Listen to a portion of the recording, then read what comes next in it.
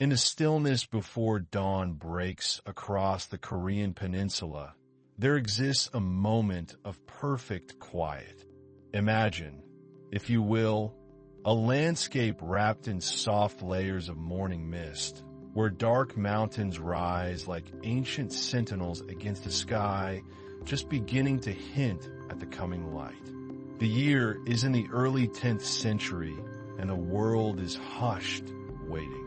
In the valleys below these mist-shrouded peaks, small villages rest in deep slumber, their thatched roofs heavy with dew, their earthen walls dark against the gradually lightening sky. Somewhere in the distance, a temple bell sounds once, its low tone rolling across the hills like a gentle wave across still water. The air carries the faint scent of pine and earth, that particular fragrance that comes just before sunrise when the night's coolness still clings to the ground. If you were standing on one of these mountain paths in this quiet hour, you might hear the soft rustling of leaves as a breeze passes through the forest, or the distant murmur of a stream making its patient way down from the heights.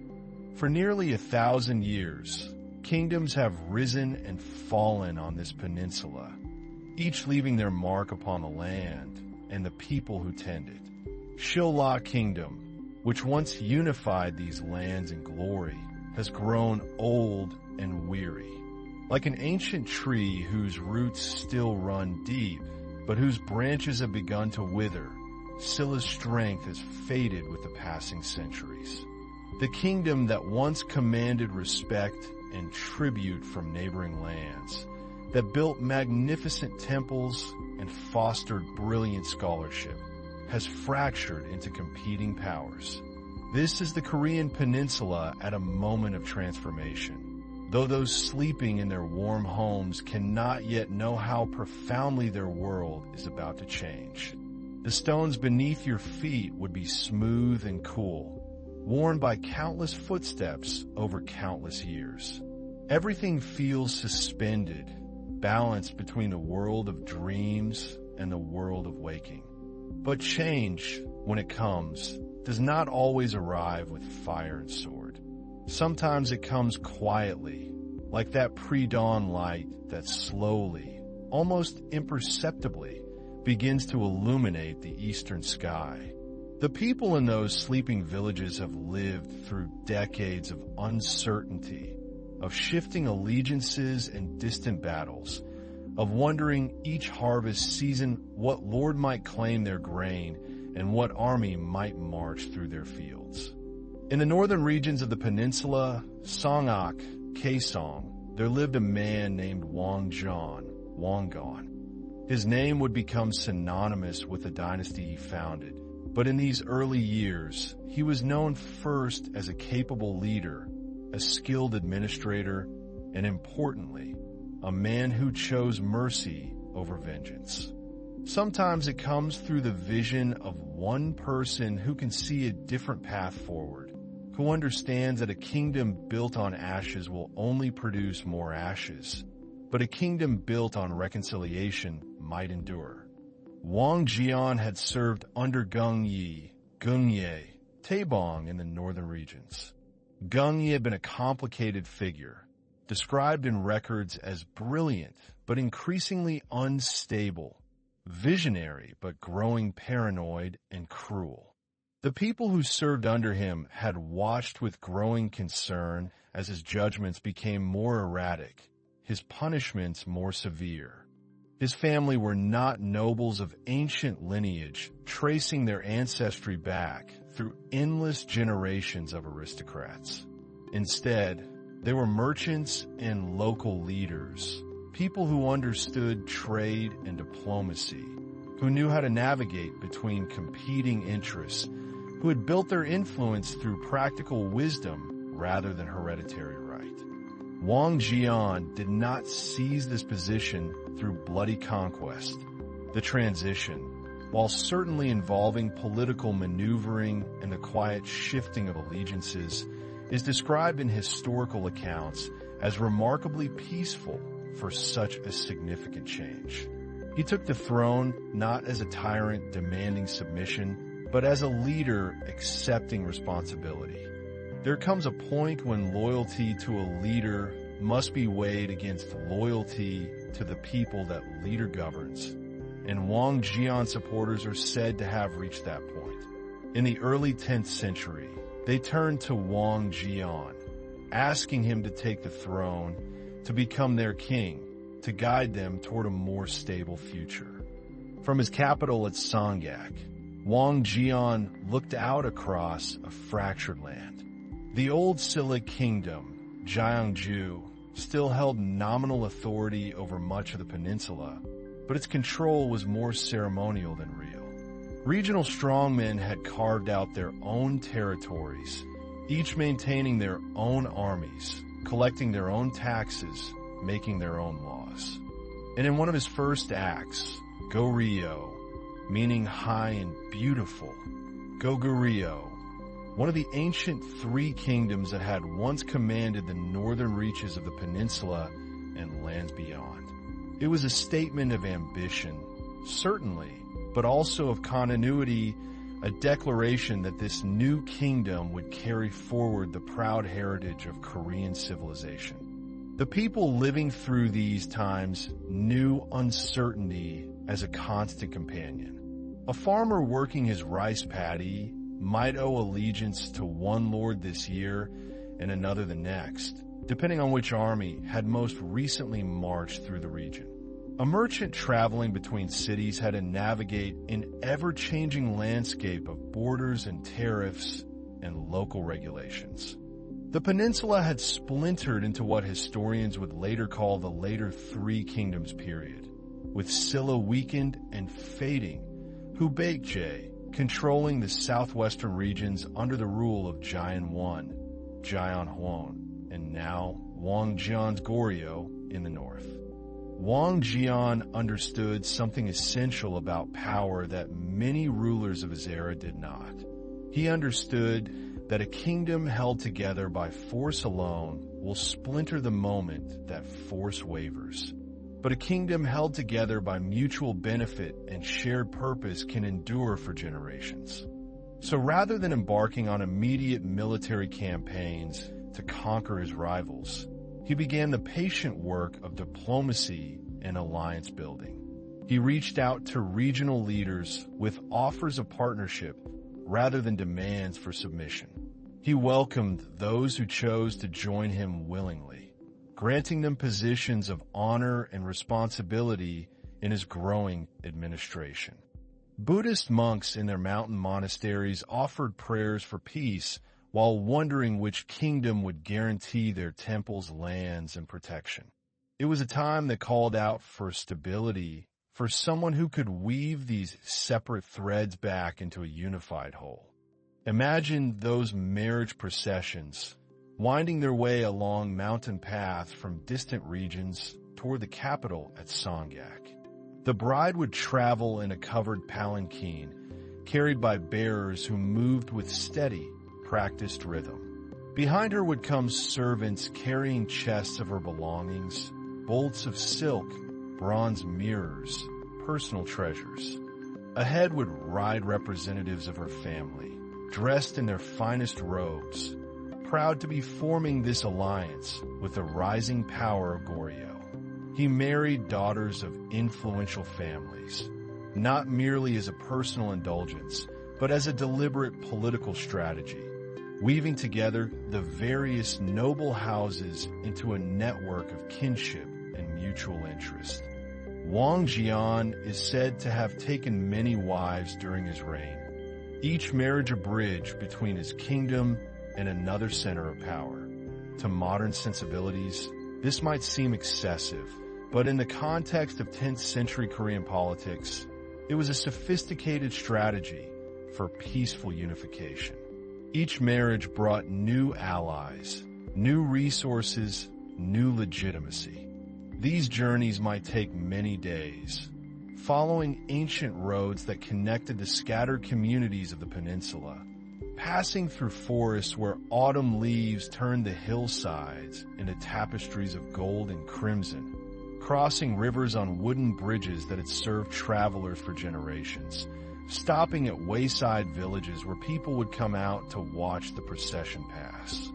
The capital city of Songgak grew steadily as Wang Geon's influence expanded.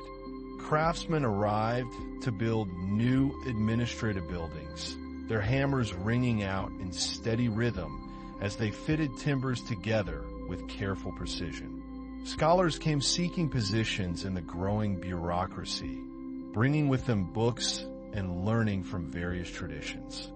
The children of these marriages would connect the various noble families, creating a web of relationships that made conflict less likely and cooperation more natural. It was not romantic in a modern sense, but it was effective and, importantly, it minimized bloodshed. The geography of this capital was itself significant. Songgak lay in a basin surrounded by mountains, with the peaks of Songgak Mountain rising to the north. In Korean traditional thought, Pungsu principles, what Chinese tradition called feng shui.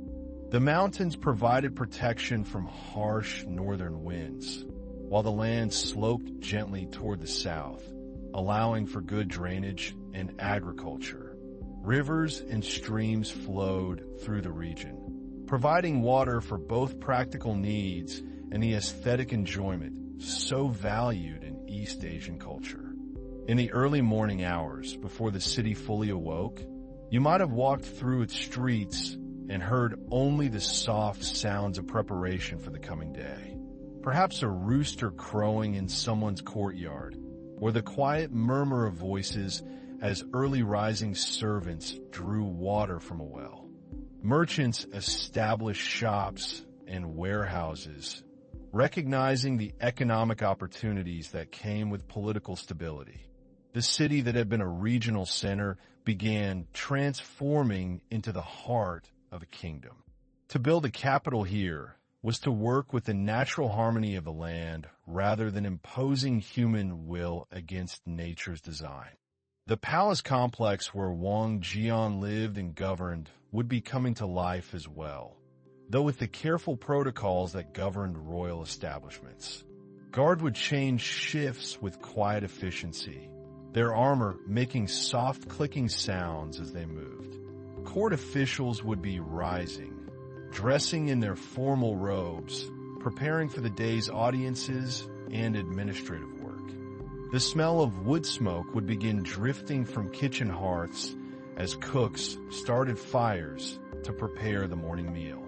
The sky would slowly brighten, that deep blue-black of night giving way to deep blue, then lighter blue, then the warm colors of sunrise beginning to paint the eastern horizon. Wang Geon himself was known to be a diligent ruler, rising early and attending personally to matters of state.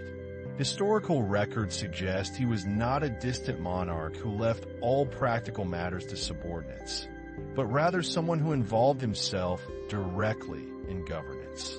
He read reports from regional administrators, considered requests and petitions, discussed policy with his advisors. Servants would sweep courtyards, their brooms making soft swishing sounds against the stones. In the palace kitchens, preparations would begin for the elaborate meals required by court custom, with cooks selecting ingredients with exacting care, knowing that everything served to the king and his court must be perfect. His approach to the old Silla kingdom demonstrated his political wisdom particularly well. Silla had been the dominant power on the peninsula for centuries, and its capital at Gyeongju remained a center of culture and learning even as its political power waned. The ruling family of Silla, though weakened, still commanded respect and legitimacy in many quarters.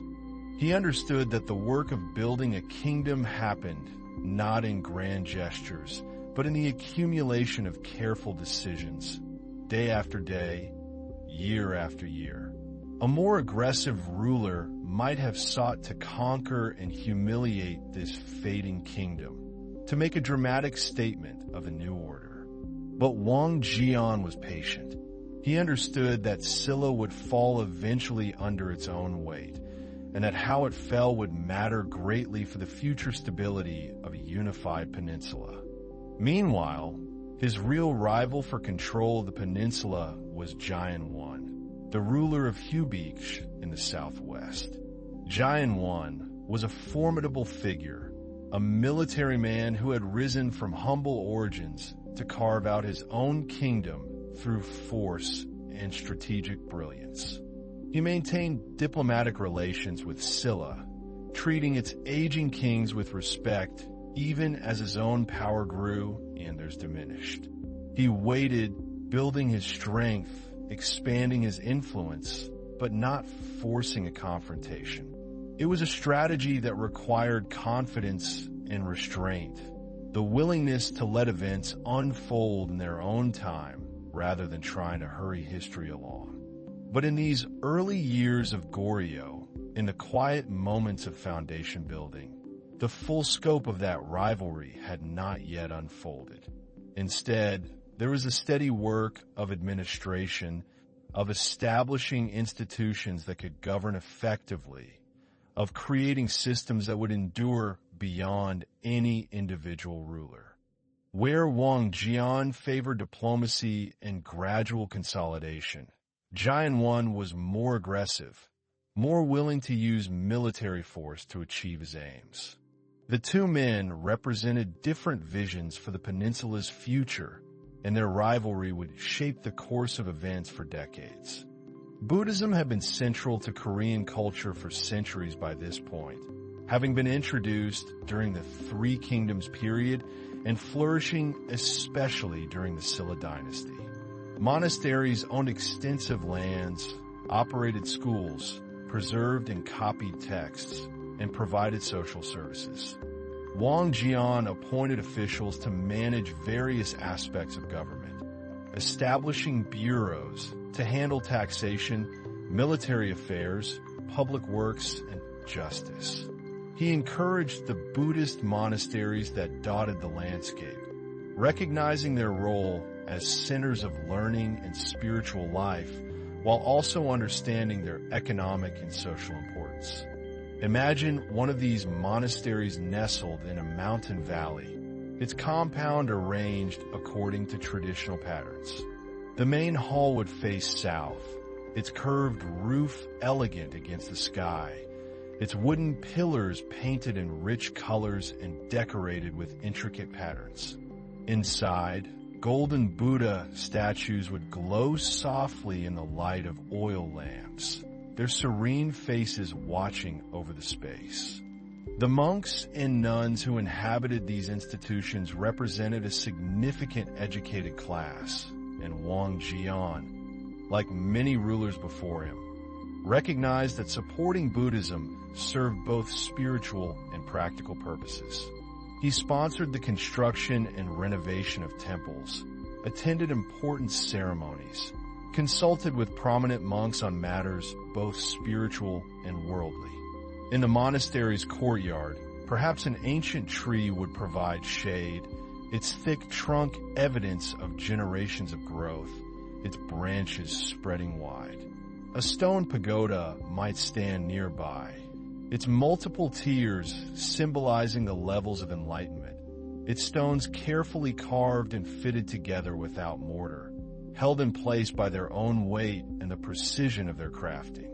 These monasteries existed throughout the peninsula in every region, and they represented a kind of continuity even as political power shifted. A monk in a mountain temple might pray for the success of Wang Geon's kingdom, or for the preservation of Silla's heritage, or for Hubeik's prosperity, depending on where that temple was located and who patronized it. But the fundamental practices of Buddhism remained constant. The sound of chanting might drift from the meditation hall, where monks in gray robes sat in rows, their voices rising and falling in ancient rhythms. The scent of incense would perfume the air, sandalwood or pine, its smoke curling upward in delicate spirals. In the early morning, dew would gather on the stones, making them glisten in the growing light. This continuity of cultural and religious life provided a foundation upon which political unity could be built.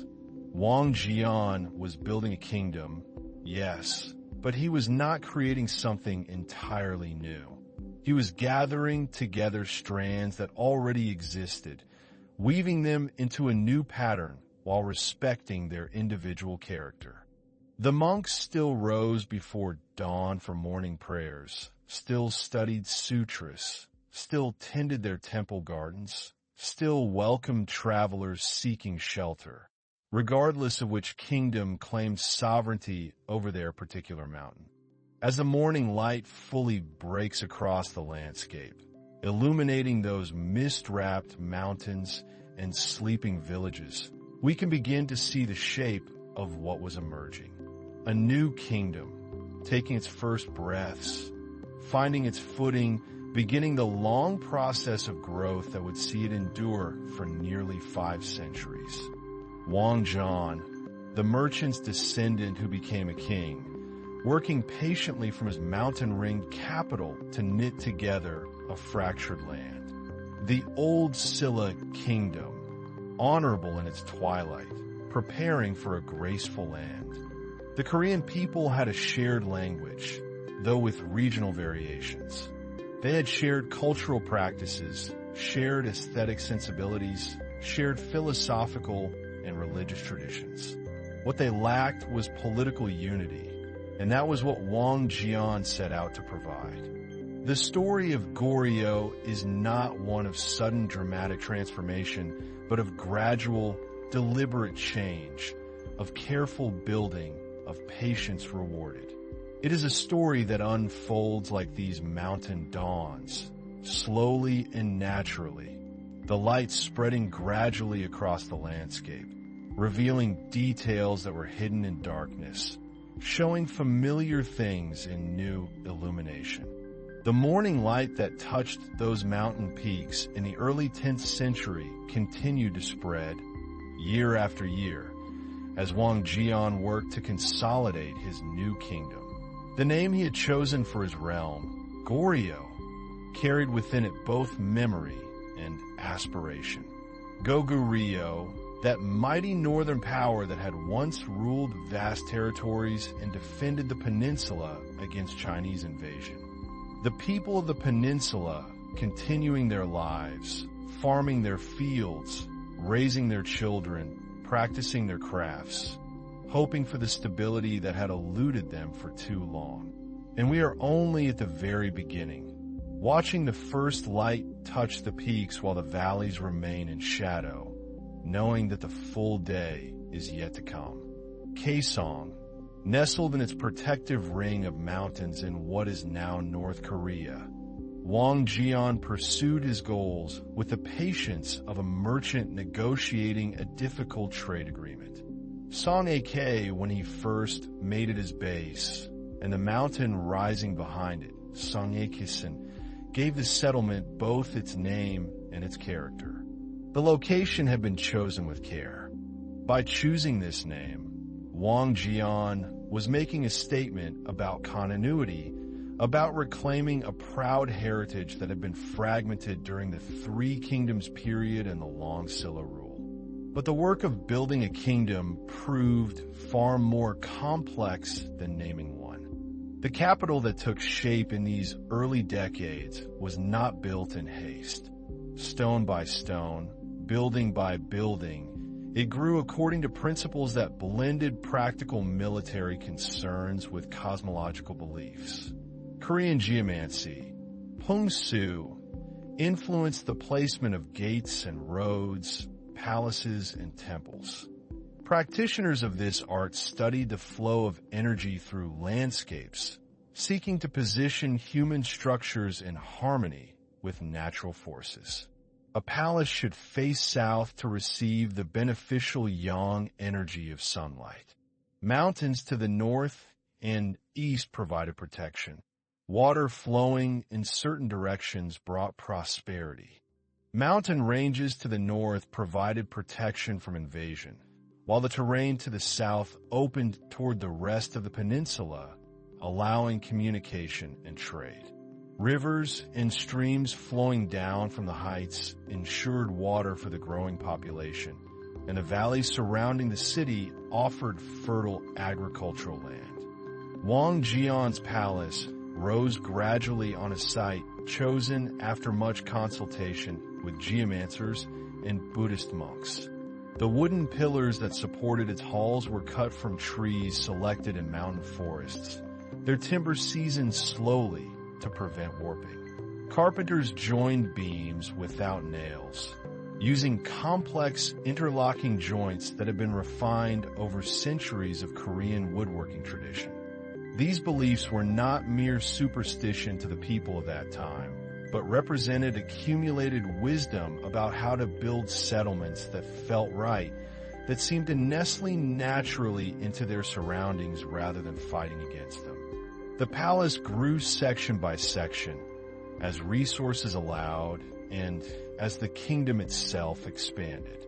There was no single grand construction project, but rather an ongoing process of building that reflected the gradual consolidation of royal power. Halls for government ceremonies were added first, spaces where the king could meet with officials and receive envoys from other lands.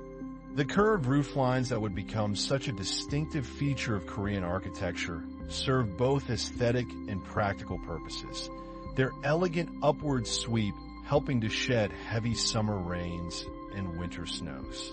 Beneath those roofs, rooms were arranged around courtyards that brought light and air into the interior spaces.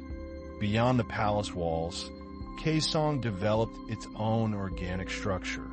Unlike some capitals built according to rigid grid plans, the city grew naturally along the contours of the land, following streams and fitting itself into the mountain valleys.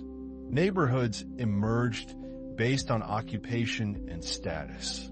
Aristocratic families built compounds near the palace, their walls enclosing multiple buildings arranged around private gardens. Officials and scholars settled in areas that offered easy access to government offices. Merchants clustered near the markets, where goods from across the kingdom and beyond could be bought and sold. The streets of the capital would have been narrow by modern standards, often unpaved paths of packed earth that turned to mud during the summer monsoon rains. Stone-lined drainage channels ran alongside major thoroughfares, carrying rainwater away toward the streams. During dry seasons, dust rose from the streets with every passing ox cart, and residents sprinkled water to keep it down.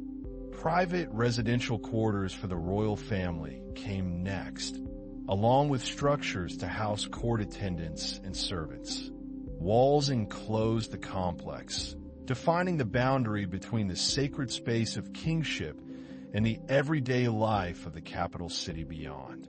Craftsmen established workshops in districts organized by trade, potters in one area, metalworkers in another, weavers in a third. Sound filled the streets as well. The wooden clapper that a night watchman struck as he made his rounds. The calls of vendors selling rice cakes or winter radishes. The rhythmic clack of looms from weaving shops. Temple bells marking the hours, their deep bronze tones carrying across the city in waves of sound that seemed to make the very air vibrate. The smells of the city mixed in the air. Cooking fires burning pine and oak wood, fermented vegetables from earthenware crocks buried in courtyards, human and animal waste being carried to fields for fertilizer, incense drifting from temple compounds, the metallic tang for blacksmith's forges. Wang Geon's approach to unifying the kingdom reflected his merchant origins and his understanding of human nature. Rather than attempting to conquer every rival by force, he pursued what later historians would describe as a policy of expansion in some directions and accommodation in others. The former territory of Goryeo in the north drew his attention, and tradition holds that he led military campaigns to extend Goryeo's boundaries in that direction. The morning bell told people when to rise and open their shops, while the evening bell signaled when to close gates and return home. These bells ordered time itself, giving structure to the day in a society without mechanical clocks. This strategy of political marriage proved particularly effective. Wang Geon himself is said to have married numerous wives from powerful families across the kingdom, cementing alliances through these unions. Each marriage created bonds of kinship with influential clans, giving them a stake in the success of a new dynasty. But for some territories to the south, he adopted a gentler approach, offering generous terms to local strongmen who would submit peacefully, arranging marriage alliances, promising positions of honor and authority within the new kingdom. The former Silla aristocracy posed a particular challenge. These families had enjoyed privilege and power for centuries, and they needed to be accommodated within the new order rather than alienated. Wang Geon worked to create hierarchies that allowed old aristocratic families to maintain status while incorporating new elites who had risen during the later Three Kingdoms period. The children from these marriages would themselves form connections throughout the aristocracy, creating an ever-expanding web of relationships that helped tie the kingdom together. It was a very practical approach to governance, using family structure as political architecture. Buddhism, which had flourished during the Silla period, continued to receive royal patronage under the new dynasty. Wang Geon understood the religion's importance not just as spiritual practice, but as cultural glue that could help bind the kingdom together.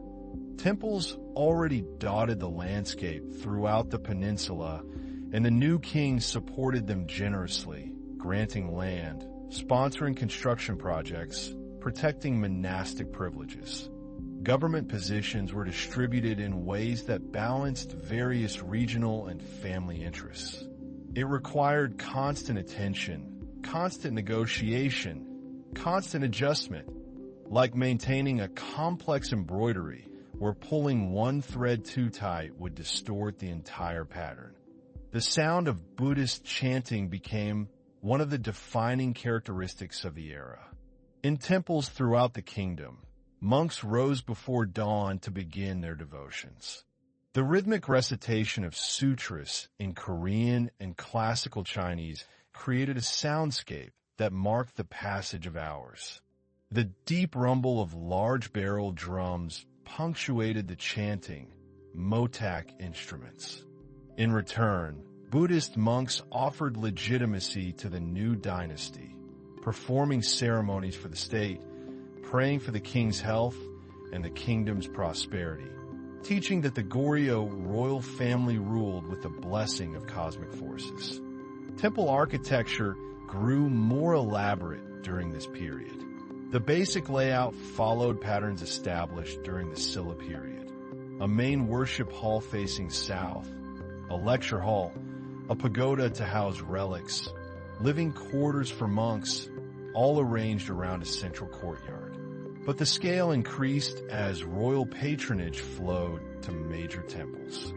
These sounds carried beyond temple walls into the surrounding countryside, audible to farmers in their fields and travelers on nearby roads, a constant reminder of the spiritual dimension of existence. The interiors of temple halls created environments designed to inspire devotion and facilitate meditation. Buddha images carved from wood or cast in bronze sat on raised platforms, surrounded by offerings of flowers, fruit, and incense. The wood used in construction released subtle scents that intensified when summer heat filled the halls. Stone foundations raised buildings above ground level, protecting wooden structures from moisture in creating architectural compositions that climbed up mountainsides in dramatic terraces. Stone staircases connected different levels, each flight of steps a meditation on the effort required to ascend toward enlightenment. Monks followed strict daily routines governed by the temple schedule. Rising before dawn, they washed in cold water regardless of season, a practice meant to sharpen awareness. After morning prayers, there was a simple breakfast of rice gruel with pickled vegetables. The day divided between formal religious services, study of sutras, physical labor, maintaining temple grounds, and meditation practice.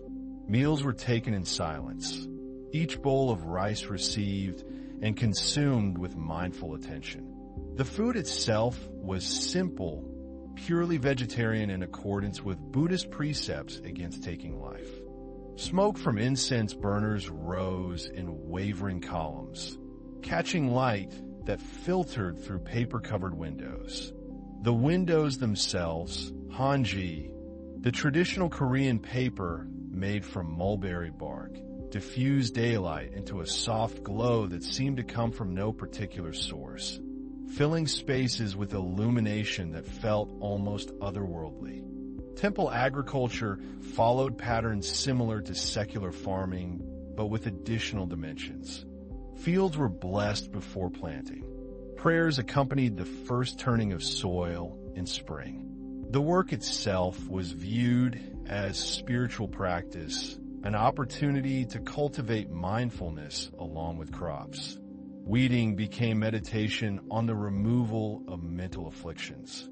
The celadon pottery that would become one of Goryeo's most celebrated achievements began to develop during these early decades, though the finest examples would emerge in later centuries. Korean potters had long experience with ceramics, and they had observed Chinese precedents carefully. Mushrooms gathered from mountain forests, wild greens collected in season, beans and grains grown in temple fields. Harvesting transformed into reflection on the fruits of karma.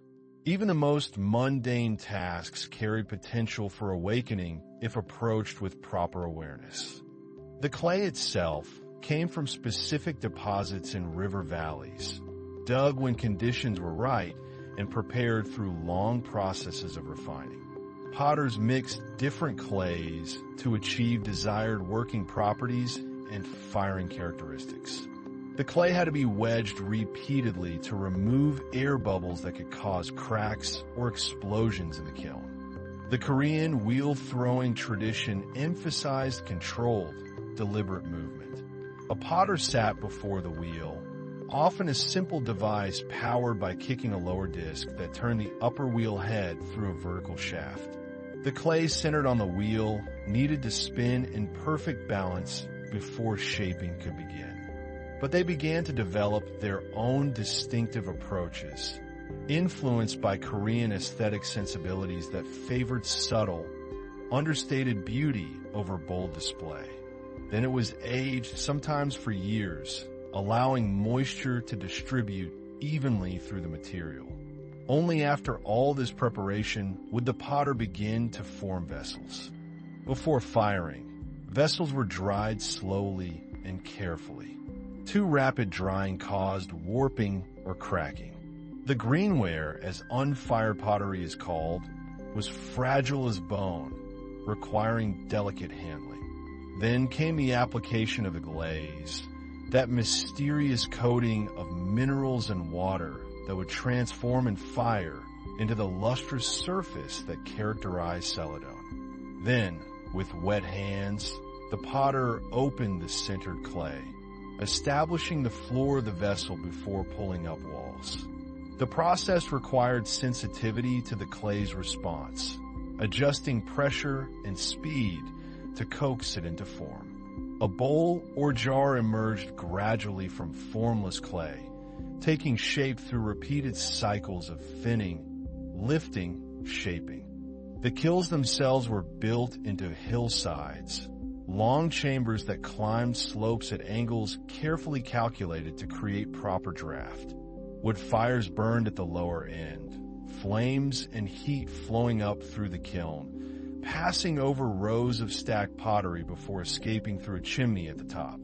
A firing might last several days and nights, requiring constant attention. Early Goryeo glazes tended toward olive greens and yellowish tones, not yet the pure jade-like colors that later potters would achieve. The glaze was applied by dipping or pouring, the potter working quickly to ensure even coverage before the porous, unfired clay absorbed too much liquid. After days of firing, the kiln was sealed and left to cool slowly. Opening it too soon invited disaster as cold air rushed in and thermal shock shattered hot pottery. So there was waiting, perhaps a week or more, before the kiln could be opened and the results examined. Many vessels failed, cracked or warped or badly glazed. Firers fed wood into the flames, monitoring temperature by eye, reading the color of the fire visible through small peepholes. Orange to yellow to white, each hue indicating a temperature range. Too cool, and the glaze would not mature properly. Too hot, and vessels could slump, or glaze could run off surfaces. Celadon vessels appeared throughout Goryeo society in these early years, though the finest pieces went to aristocratic households and Buddhist temples. Tea bowl for the tea drinking that accompanied Buddhist practice and scholarly pursuits. Incense burners whose perforated lids released fragrant smoke. Storage jars for fermenting beans into sauces or preserving foods through winter. These went to the discard pile, crushed sherds mixing with decades or centuries of earlier failures. The successful pieces, those that emerged intact with pleasing form and color, entered circulation, moving from workshop to market to the tables and altars where they would serve their purposes. The agricultural rhythms that had governed Korean life for millennia continued largely unchanged under the new dynasty. The majority of Goryeo's population worked the land, and for them, the change of ruling house meant little in immediate practical terms. Wine bottles and cups for drinking rice wine. Cosmetic boxes for aristocratic women. The pottery touched daily life in countless small ways, its presence so common that people probably rarely paused to consider the skill and effort embodied in each piece. The Korean agricultural year began in early spring when winter's frozen grip finally loosened. Farm families watched for signs. The first flowers on the earliest plum trees, ice breaking up in streams, geese returning from the south. Then came the ritual plowing, often begun on an auspicious day determined by consulting the calendar. They still rose with the sun and worked until darkness, still planted and harvested according to seasons, still paid taxes in grain and cloth, still sent sons to perform corvée labor on government projects. Rice paddies required elaborate preparation. The fields needed to be flooded and leveled so water would stand evenly across their surfaces. Farmers built and maintained intricate systems of channels and dikes to control water flow, work that required cooperation among many households. The first turning of soil released earthy scents that had been locked under snow and ice for months, a smell that must have signaled hope after the lean time of winter. Oxen pulled plows, their wooden frames fitted with iron tips that cut through soil, turning it to expose it to air and sun. Rice seedlings started in special nursery beds where they could be tended carefully before transplanting. When the time came, farmers moved them to the flooded paddies, working bent over in the water, pressing each delicate plant into the mud in neat rows. Transplanting was backbreaking labor that left legs aching and hands cramped. Property disputes sometimes arose over water rights. and village councils spent long hours negotiating fair distribution. After flooding, the muddy fields were worked repeatedly, sometimes with oxen dragging wooden harrows, sometimes with farmers themselves wading knee-deep through the muck, breaking up clods, and stirring the soil until it achieved the right consistency. After transplanting came the long growing season, filled with constant tending. Weeds had to be removed repeatedly, the farmer wading through the paddies to pull unwanted plants. Water levels required monitoring and adjustment. Too much and rice stems rotted. Too little and plants withered.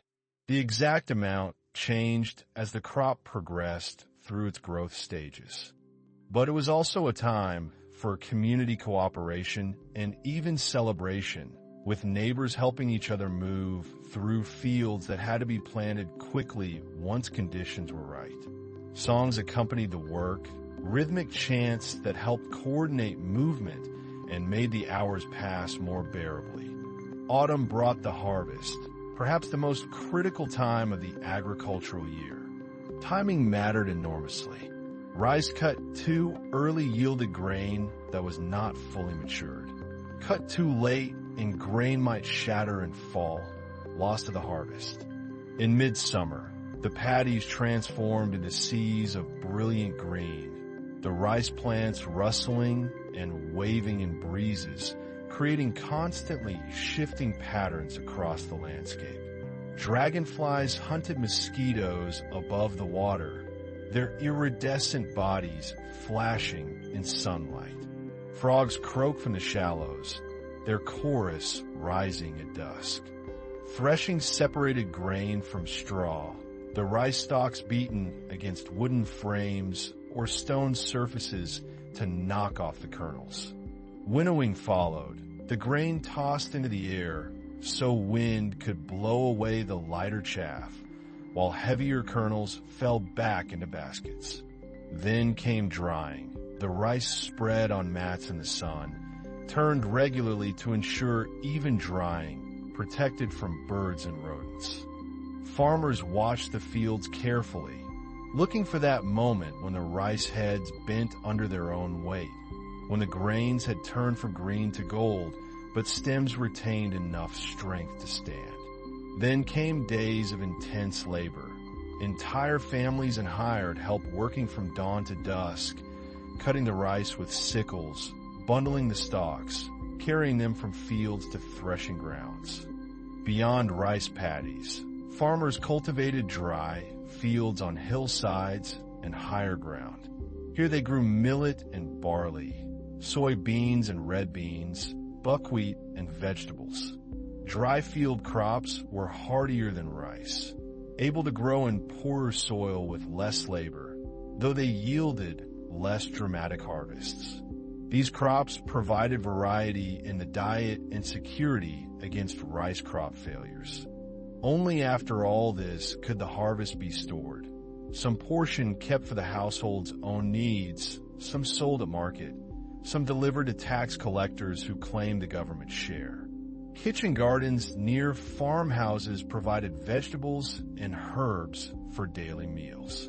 Radishes that grew thick as a man's arm. Kimchi, that fermented vegetable preparation that provided crucial nutrition through winter months. Garlic and green onions for flavoring dishes. Perilla leaves with their distinctive pungent aroma. Bean plants enriched the soil, preparing fields for grain crops in the following year through natural processes that farmers understood through centuries of observation, even if they lacked scientific explanation of nitrogen fixation. Farm families preserved food obsessively against the lean months of winter and early spring when fresh food was scarce. Vegetables were salted or fermented or dried. Fish were salted and dried. Fruits were preserved in honey or dried in the sun. Grain was stored in raised wooden storehouses that protected against rats and moisture. Hot peppers, though these would become much more prominent in Korean cuisine in later centuries. The gardens required constant attention, weeding and watering, protecting from insects and small animals, harvesting at proper times. The farmhouse itself was a simple structure, usually a few rooms arranged around a central courtyard. Walls were often wattle and daub, wooden frames filled with woven branches and plastered with mud mixed with straw. Thatched roofs of rice straw or miscanthus grass provided insulation and shed rain. The successful household maintained stores that would carry it through until the next harvest, with enough surplus to cover contingencies like a cold spring that delayed planting or an early frost that damaged crops. Farm families lived close to the earth in ways difficult for modern people to imagine. They marked time by seasons and agricultural tasks rather than by dates or hours. Their understanding of nature came from constant, intimate observation.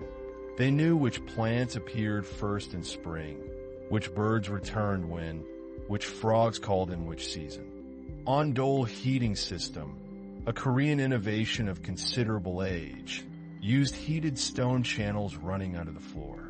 A fire in the kitchen sent hot air through passages beneath the main living quarters before exiting through a chimney at the opposite end. The system provided wonderfully efficient heating, turning the entire floor into a radiator that kept rooms warm even in bitter winter cold. Villages were the basic social unit in the countryside, collections of households that worked together and supported each other. Villages maintained common lands where all could collect firewood or gather wild foods. They coordinated agricultural labor for tasks requiring many hands. They arbitrated disputes among neighbors.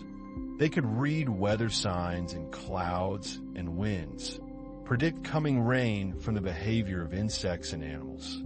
This knowledge was practical necessity, accumulated over lifetimes and passed down through generations, refined by countless cycles of observation and consequence. The aristocratic life in Kaesong and other administrative centers was far removed from these agricultural realities, though entirely dependent on them. The grain and other goods that farmers produced supported the government, the military, the court, the temples. Aristocrats lived in large compounds with multiple buildings for different functions, homes that reflected their status and wealth. Gardens in aristocratic compounds incorporated elements that reflected both aesthetic and philosophical concerns. Ponds were shaped to suggest natural forms, their edges irregular rather than geometric. Rocks were placed to create miniature mountain scenes, arranged according to principles that balanced weight and emptiness, vertical and horizontal elements. They organized celebrations for major festivals and rituals for community protection. Village councils of respected elders made decisions affecting the community, guided by custom and collective wisdom rather than written law. The architectural style emphasized harmony between buildings and their surrounding gardens, creating residential parks rather than just houses.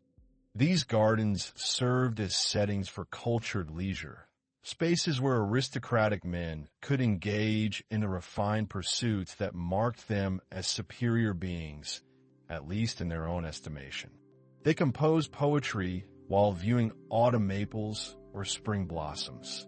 They played board games, paduk, the strategic game of placing black and white stones on a grid, attempting to control territory. Trees and shrubs were carefully chosen and positioned, valued for their seasonal changes, their associations with particular virtues or literary references. A pine for constancy, remaining green through winter. A plum for resilience, blooming in late winter cold. A bamboo for integrity, bending but not breaking under pressure. The scholar's study in an aristocratic household was a sanctum dedicated to learning and artistic pursuits. Shelves held manuscript books, hand-copied texts of Confucian classics and Buddhist sutras, histories, and poetry collections.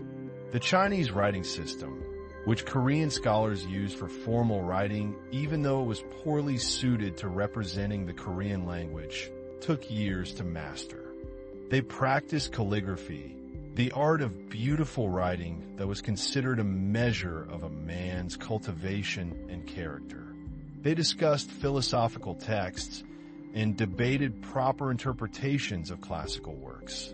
The implements of writing were objects of reverence and aesthetic appreciation. Ink sticks made from pine soot bound with glue, their surfaces often decorated with calligraphy or designs. Ink stones with slight depressions that held the water in which ink sticks were ground, their stones chosen for grain and color, their surfaces polished smooth by years of use. A scholar needed to memorize thousands of characters to be considered educated, along with the classical texts written using those characters. Education was largely a process of memorization and commentary on ancient works, with creative interpretation happening within well-established frameworks of understanding. The ritual of preparing to write had its own meditative quality. The scholar ground the ink stick on the stone with added water, working it in circular motions until the liquid achieved the right consistency and darkness.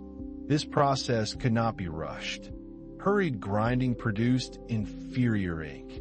Brushes with wooden or bamboo handles and tips of animal hair, rabbit or weasel or sheep, each type suited to different calligraphic effects. Paper ranged from rough, everyday grades for practice to precious sheets reserved for important documents or works of art, with the finest papers having a warmth and texture that enhanced the ink absorbed into their fibers. When brush finally touched paper, the act of writing became a performance that revealed character. The movement of the brush, the weight and balance of strokes, the spacing of characters, all expressed the writer's skill and personality. So the preparation itself became a moment of transition, a threshold between mundane concerns and the focused mental state required for calligraphy or composition. The scent of the grinding ink, slightly astringent, filled the study. Then the brush was selected and tested on scrap paper, loaded with ink carefully so the right amount soaked into the bristles. Court ceremonies in the Goryeo Dynasty blended Chinese influences with Korean traditions, creating distinctive rituals that reinforced the cosmic order as understood in that time. The king stood at the apex of this order, an intermediary between heaven and earth, responsible for maintaining harmony in the human realm. A single character might take just seconds to write, but those seconds represented years of practice, thousands of repetitions that trained hand and eye and mind to move as one. The finished calligraphy was not just writing, but art, appreciated for visual beauty independent of semantic content, though of course the meaning of the text added additional layers of significance.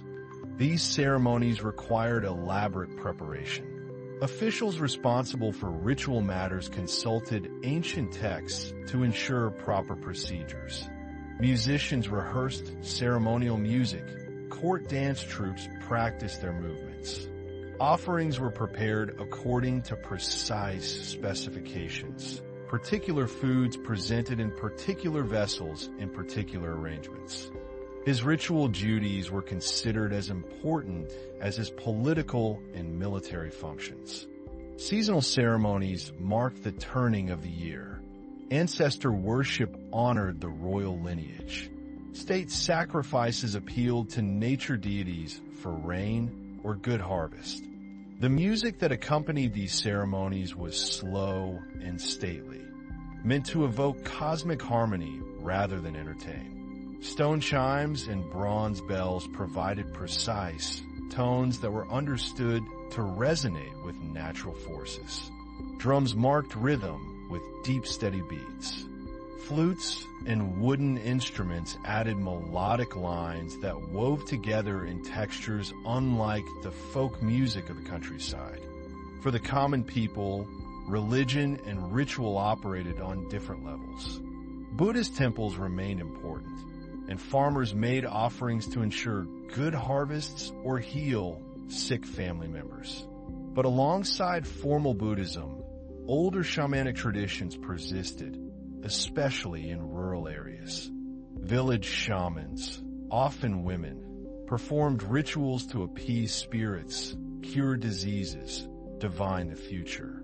Nothing could be left to chance or individual discretion. The rituals worked through exact replication of proper forms, connecting the present moment to a long chain of previous performances stretching back to legendary antiquity.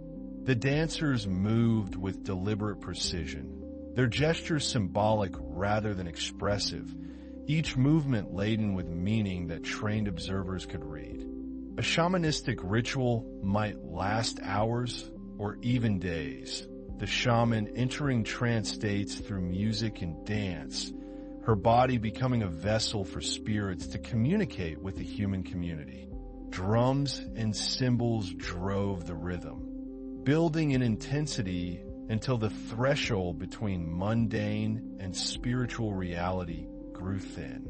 These practitioners occupied an ambiguous social position, simultaneously essential and marginalized, called upon in times of crisis, yet treated with suspicion by orthodox religious authorities. These practices made educated elites uncomfortable. They smacked of superstition, of ignorant peasant credulity, of beliefs that the scholarly class considered beneath dignity. Yet shamans continued to practice throughout the kingdom because they fulfilled needs that formal religions did not address, offering direct contact with spiritual forces, personal intervention in specific crises, explanations for the inexplicable sufferings that filled human life. Daily life, for most people, whether in the capital or the countryside, followed patterns governed by sunrise and sunset, by seasons, by the requirements of survival. Morning brought the rekindling of fires that had been banked overnight, the preparation of breakfast, the beginning of the day's work. In trance, the shaman spoke with voices not her own, answering questions, making demands, revealing hidden causes of misfortune. Participants sometimes entered altered states as well, the boundary between observer and participant dissolving in the ritual's momentum. The aristocrats might dismiss shamanism publicly while quietly consulting shamans privately when circumstances grew desperate. Work filled daylight hours. For farmers, this meant field labor. For craftsmen, production in workshops. For servants and slaves in aristocratic households, an endless round of tasks maintaining the compound and serving the family. Meals were simple, rice or other grains supplemented with vegetables, small amounts of fish or meat for those who could afford it, fermented bean paste for flavoring and protein. Food was cooked over wood fires, the smoke escaping through gaps in thatched roofs, since chimneys were luxuries not all houses possessed. Evening brought the household together for the main meal of the day. Then it might be a few hours for rest and simple entertainments before sleep. Stories were told, often the same ones heard countless times, yet still enjoyed for their familiarity. Songs were sung, folk melodies that everyone knew, whose verses could be adapted to current situations. Women worked as hard as men, though their labor was often less visible, cooking and cleaning, spinning thread and weaving cloth, raising children, tending gardens, preparing preserved foods, making clothes. The sexual division of labor was strict, with whole categories of work being exclusively male or female domains, the boundaries enforced by custom and propriety. Night came early without artificial lighting. A few oil lamps might burn in wealthy households, their flames casting dancing shadows. Most people simply went to sleep when darkness fell, rising again with the dawn. Occasionally traveling performers might visit a village, singers or acrobats or musicians, bringing news from beyond the immediate area along with entertainment. The Goryeo kingdom in its early years was still finding its identity, still in the process of becoming what it would be. The old Silla kingdom finally ended its long existence in 935, when the last king formally surrendered to Wang Geon, who received him with honor and treated him generously, granting him a palace in Kaesong and a stipend to maintain his dignity. The stars overhead were the same stars that had looked down on ancient kingdoms, that would shine long after Goryeo itself had passed into history, indifferent to human concerns, beautiful and distant and constant in their movements across the heavens. By 936, then, the peninsula was unified under one government for the first time since earlier periods of division. But as Wang Geon surely understood, conquest or political submission did not automatically create genuine unity.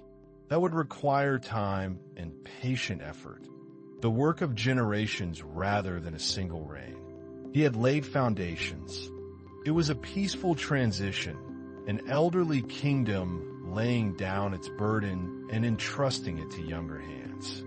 The following year, the last of the later three kingdoms, Hubek-je, fell to military force, its ruler having exhausted Wang Geon's patience and left no option but conquest. Wang Geon himself died in 943, having ruled for 25 years. He left detailed instructions in what became known as the 10 Injunctions, advice to his successors about how to govern wisely. He warned against depending too heavily on Buddhism to the exclusion of other traditions.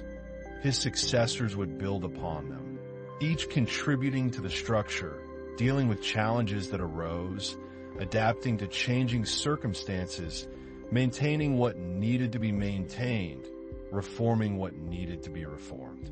The succession passed to his sons and then to grandsons, the royal line continuing as dynasties do, through birth and death, through the accidents of personality and health that make individual rulers strong or weak, wise or foolish. The kingdom they inherited was still young, still growing, still developing the institutions and traditions that would define it. The Buddhist temples continued their practices, bells marking the hours, monks chanting sutras. Potters shaped clay on their wheels, fed wood into their kilns, hoped for successful firings. Farmers planted and harvested, their lives governed by weather and season. Aristocrats composed poetry in their garden pavilions, discussed philosophy, competed for office and influence. He counseled proper treatment of different regions of the kingdom, acknowledging that some areas were more reliable than others. He cautioned about geomancy and temple construction, urging moderation. These injunctions revealed a practical mind, a leader who understood human nature and political reality, who hoped to share accumulated wisdom with those who would come after him. The brightness Wang Geon had hoped for did eventually arrive, though not in his lifetime, nor in the reigns of his immediate successors. The first generations after the founder dealt with consolidation, with the practical problems of maintaining a new kingdom, with tensions between Buddhist establishments and Confucian administrators, with regional powers who still remembered their independence, with northern threats and diplomatic complexities. All of this unfolding gradually, like morning lights spreading across a landscape, revealing the world detail by detail, the full brightness of day still hours away. Kaesong in those middle centuries was a place of considerable sophistication, built on accumulated prosperity and cultural confidence. Walking through its streets on an ordinary morning, you would encounter a world that balanced order and vitality, where careful social hierarchies shaped daily interaction but did not entirely suppress human spontaneity. The city sprawled across valleys and up hillsides, its layout reflecting both practical considerations and the geomantic principles that had interested earlier generations. These were necessary growing pains, the awkward adolescence of a state finding its identity. But in later generations, after institutions had taken root and traditions had developed their own momentum, Goryeo had matured into something remarkable, a civilization that could stand beside any other in East Asia, pursuing its own path while remaining in dialogue with its neighbors. The streets themselves varied widely depending on which part of the city you happen to walk through.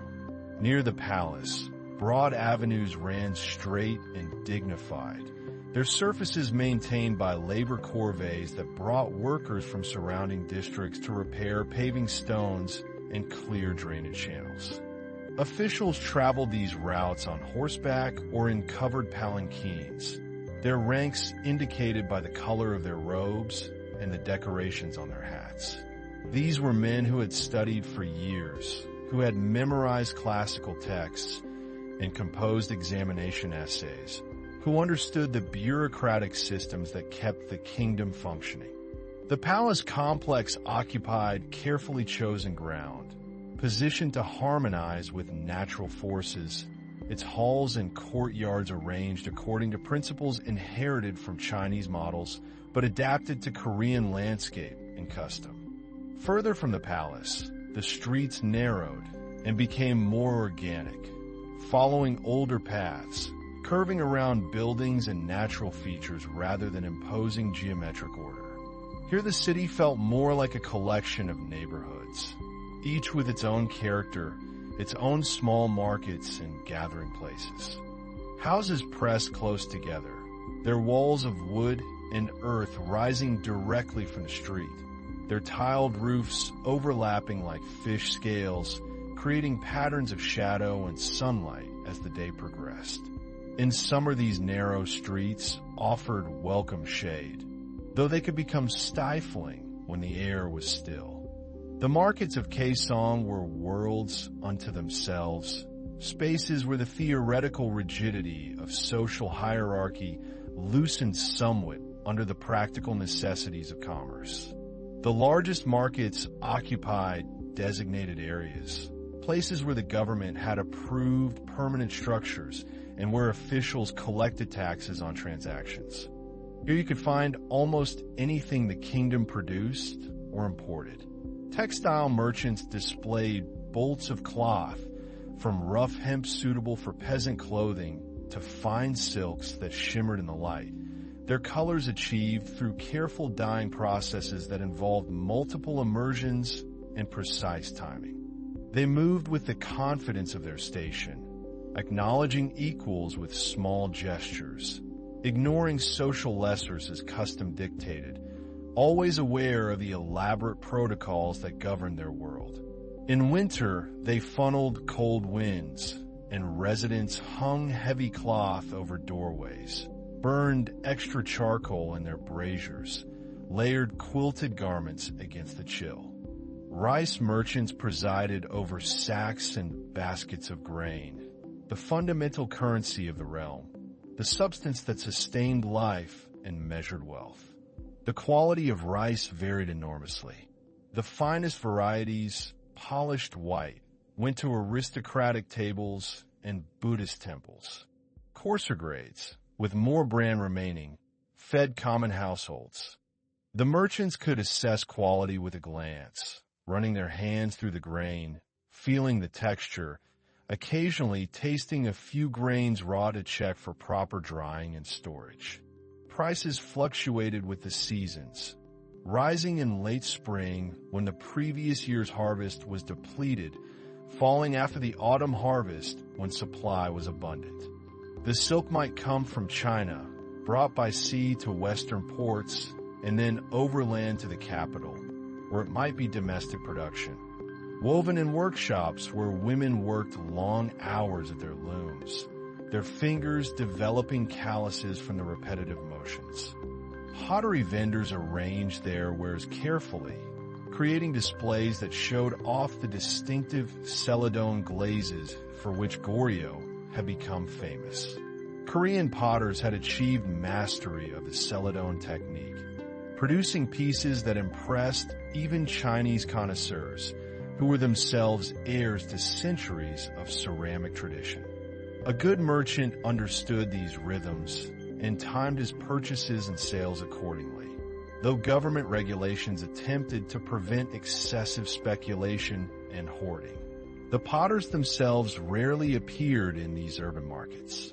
They worked in kilns scattered through the countryside, in places where suitable clay was abundant and where kilns could be built into hillsides to take advantage of natural draft.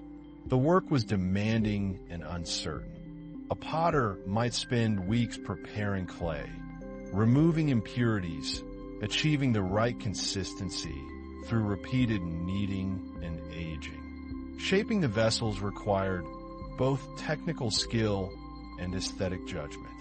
Each piece had to function properly. A wine bottle had to pour without dripping. A bowl had to feel comfortable in the hand, but it should also please the eye, its proportions balanced, its decoration appropriate to its purpose. The characteristic blue-green glaze required precise control of kiln temperature and atmosphere, a reduction firing that limited oxygen at critical moments, transforming iron compounds in the glaze into colors that range from soft jade green to deeper emerald tones. The finest pieces seemed to glow with inner light, their surfaces smooth as water, their forms elegant and restrained. Elsewhere in the markets, vegetable sellers arranged their produce in neat piles, calling out to potential customers, praising the freshness of their greens, the sweetness of their melons, the crispness of their radishes. Much of this came from farms just outside the city walls, brought in before dawn by farmers who had loaded their A-frame carriers and walked the dark roads into town. These farmers occupied an interesting position in the social order. Confucian theory placed them high in the hierarchy of the four classes, just below the scholars, valued because they produced the grain that sustained everyone. In practice, they were often poor, subject to heavy taxes and labor requirements, vulnerable to weather and war. After shaping came the slow drying, the application of glaze, and finally the firing, which might last several days and nights, requiring constant attention to maintain proper temperature. Despite all precautions, many pieces cracked or warped or emerged with flawed glazes, losses the potter had to absorb.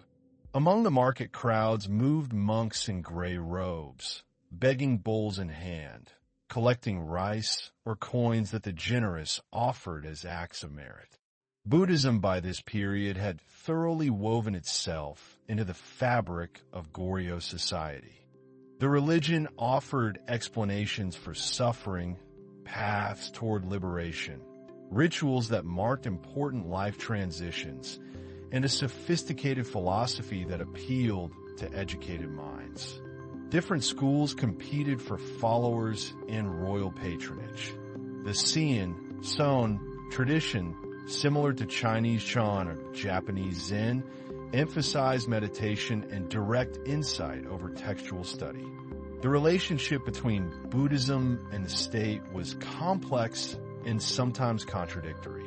On one hand, Buddhist monks were technically outside the normal social hierarchy, having left household life and its obligations.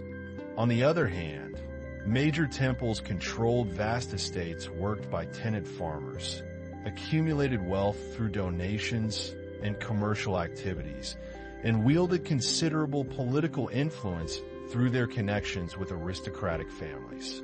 Kings sponsored temple construction and sutra copying as acts of merit, hoping to accumulate positive karma for themselves and their kingdoms. Still, they performed their roles season after season, working land their families had tended for generations, maintaining the agricultural base without which no civilization could exist. Other schools focused on particular sutras, developing elaborate interpretive traditions around sacred texts. In the markets, you might also encounter foreign merchants, men who had traveled remarkable distances to trade goods that commanded premium prices in Kaesong. Chinese traders were most common, arriving by sea with cargoes of silk, books, medicines, and luxury items that Korean aristocrats desired. The largest temples became architectural complexes of great beauty, their halls painted in bright colors, their courtyards paved with stone, their gardens arranged for contemplation. The exchange with Sung. China was particularly rich during much of the Goryeo period. The Song dynasty, which had developed into one of history's most culturally sophisticated civilizations, had profound influence across East Asia.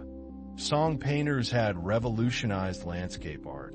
Song potters had perfected ceramic techniques.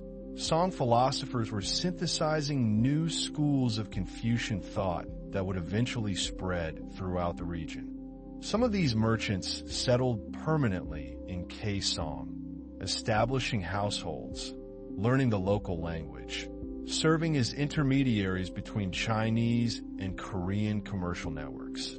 They lived in designated quarters, subject to special regulations, their status somewhat ambiguous, needed for the goods and knowledge they brought, but never quite integrated into Korean society.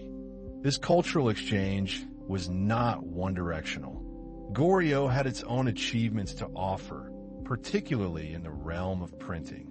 The kingdom had embraced woodblock printing early and thoroughly, recognizing its potential for reproducing texts and images. Goryeo printers had accumulated considerable expertise.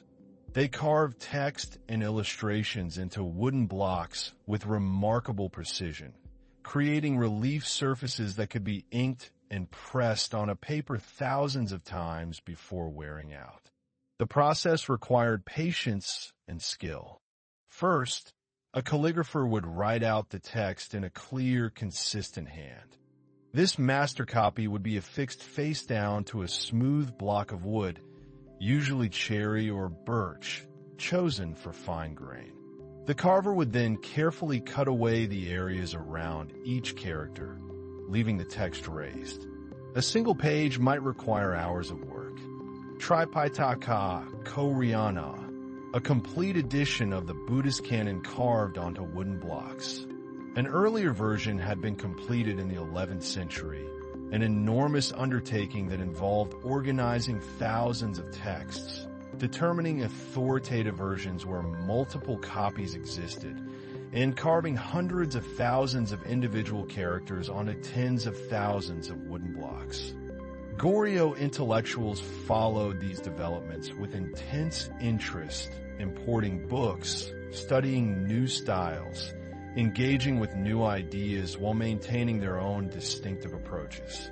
A complete book required dozens or hundreds of blocks, all of which had to be stored carefully, organized so that pages could be printed in correct sequence. Work on the second Tripitaka began in the 13th century during a period of Mongol threat and continued for years. The project was partly an act of faith, an appeal to Buddhist powers for protection against invasion, but it was also a statement of cultural determination, a refusal to let military danger interrupt civilizational pursuits. Teams of scholar monks compared different versions of texts, resolved discrepancies, established definitive readings. Skilled carvers transformed these texts into printing blocks. Ganghwa Island, where the court had fled for safety from Mongol armies. The finished product was extraordinary not only for its scale.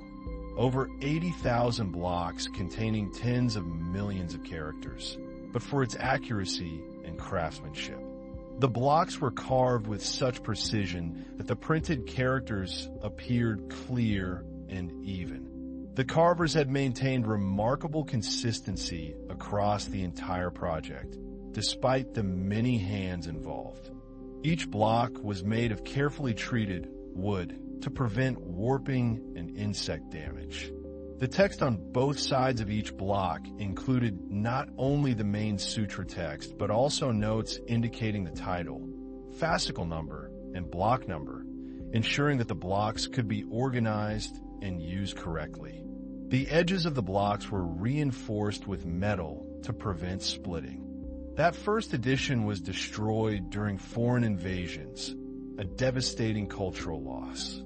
But rather than accept defeat, the kingdom undertook to create a new edition, even more carefully prepared, even more accurate. Despite the uncertain circumstances, despite limited resources and constant anxiety about military developments, the work proceeded methodically, block by block, text by text. Walking through the quieter districts of Kaesong, away from market noise and commercial bustle, you might pass Confucian academies where scholars gathered to study classical texts and discuss philosophical questions. These institutions had grown in number and importance as Goryeo matured. They served multiple purposes. Most practically, they prepared young men for the civil service examinations that determined entry into the bureaucracy. These examinations tested knowledge of Confucian classics, the Analects, the Mencius, the classic of poetry, the classic of documents, the classic of changes, and the spring and autumn annals. But the academies were more than examination preparation centers. They were places where intellectual traditions were preserved and transmitted, where young scholars absorbed not just textual knowledge, but values and worldviews. The curriculum emphasized self-cultivation as the foundation for governing others. A proper scholar was expected to develop virtue through study and reflection, to align his behavior with moral principles, to subordinate personal desires to larger obligations. This philosophy held that good government flowed naturally from the moral character of officials. If officials were virtuous, the people would naturally follow good examples. When properly stored in their specially designed repository, these blocks could last for centuries, allowing future generations to print copies of the complete Buddhist canon. A candidate needed to have large portions of these texts memorized, needed to understand orthodox interpretations, needed to write essays demonstrating both knowledge and literary style. The physical spaces of these academies reflected their purposes. Buildings were arranged around courtyards that provided quiet areas for reflection. Lecture halls were simple and austere, free from excessive decoration that might distract from serious study. If officials were corrupt or incompetent, no amount of law and regulation could create order. The daily rhythm of academy life was structured and repetitive. Students rose early, often before dawn, and began with personal study, reviewing texts they had been assigned, working through difficult passages, memorizing important sections. Morning lectures might explore particular classics, with senior scholars explaining interpretations, raising questions, encouraging discussion. Libraries housed collections of books, manuscripts copied by hand or printed from woodblocks, their pages stitched together and protected by cloth covers. These were treasured objects, expensive to produce, carefully maintained. Students handled them with respect, understanding that books represented accumulated wisdom of previous generations. The relationships between teachers and students in these academies were important and often lasted beyond the years of formal study. A teacher who recognized talent in a student might become a lifelong mentor, offering advice, making introductions, helping navigate the complex politics of official life. Students who studied under the same teacher considered themselves brothers in the same scholarly lineage, maintaining connections that could be professionally and personally valuable. Afternoons were often devoted to writing practice. Students composed essays in the formal styles required for examinations, receiving criticism and guidance from their teachers. Evenings might include more personal reading or conversation with fellow students, debates about philosophical questions, discussions of contemporary political issues. Among the aristocratic families of Kaesong, education was expected and supported. Sons of the elite began studying at young ages, first learning Chinese characters, then gradually working through increasingly difficult texts. Daughters also sometimes received education, though more limited and focused on skills considered appropriate for women: poetry, music, household management. A well-educated woman could bring honor to her family, could be a suitable match for a promising scholar official, could properly manage a household and educate young children. The education of women was a subject of some debate. Some argued that too much learning was inappropriate for females, that it might lead to neglect of domestic duties or inappropriate ambitions. These networks of teacher-student and fellow-student relationships created informal bonds that supplemented the formal structures of government, influencing appointments and policy in ways that were understood but not officially acknowledged. The aristocratic households themselves were carefully designed to express both status and taste. The grandest mansions occupied large plots surrounded by walls that screened the interior from common view. Gates marked transitions between public and private space. The most formal gate, used for important visitors and ceremonies, might be decorated with carved beams and painted designs.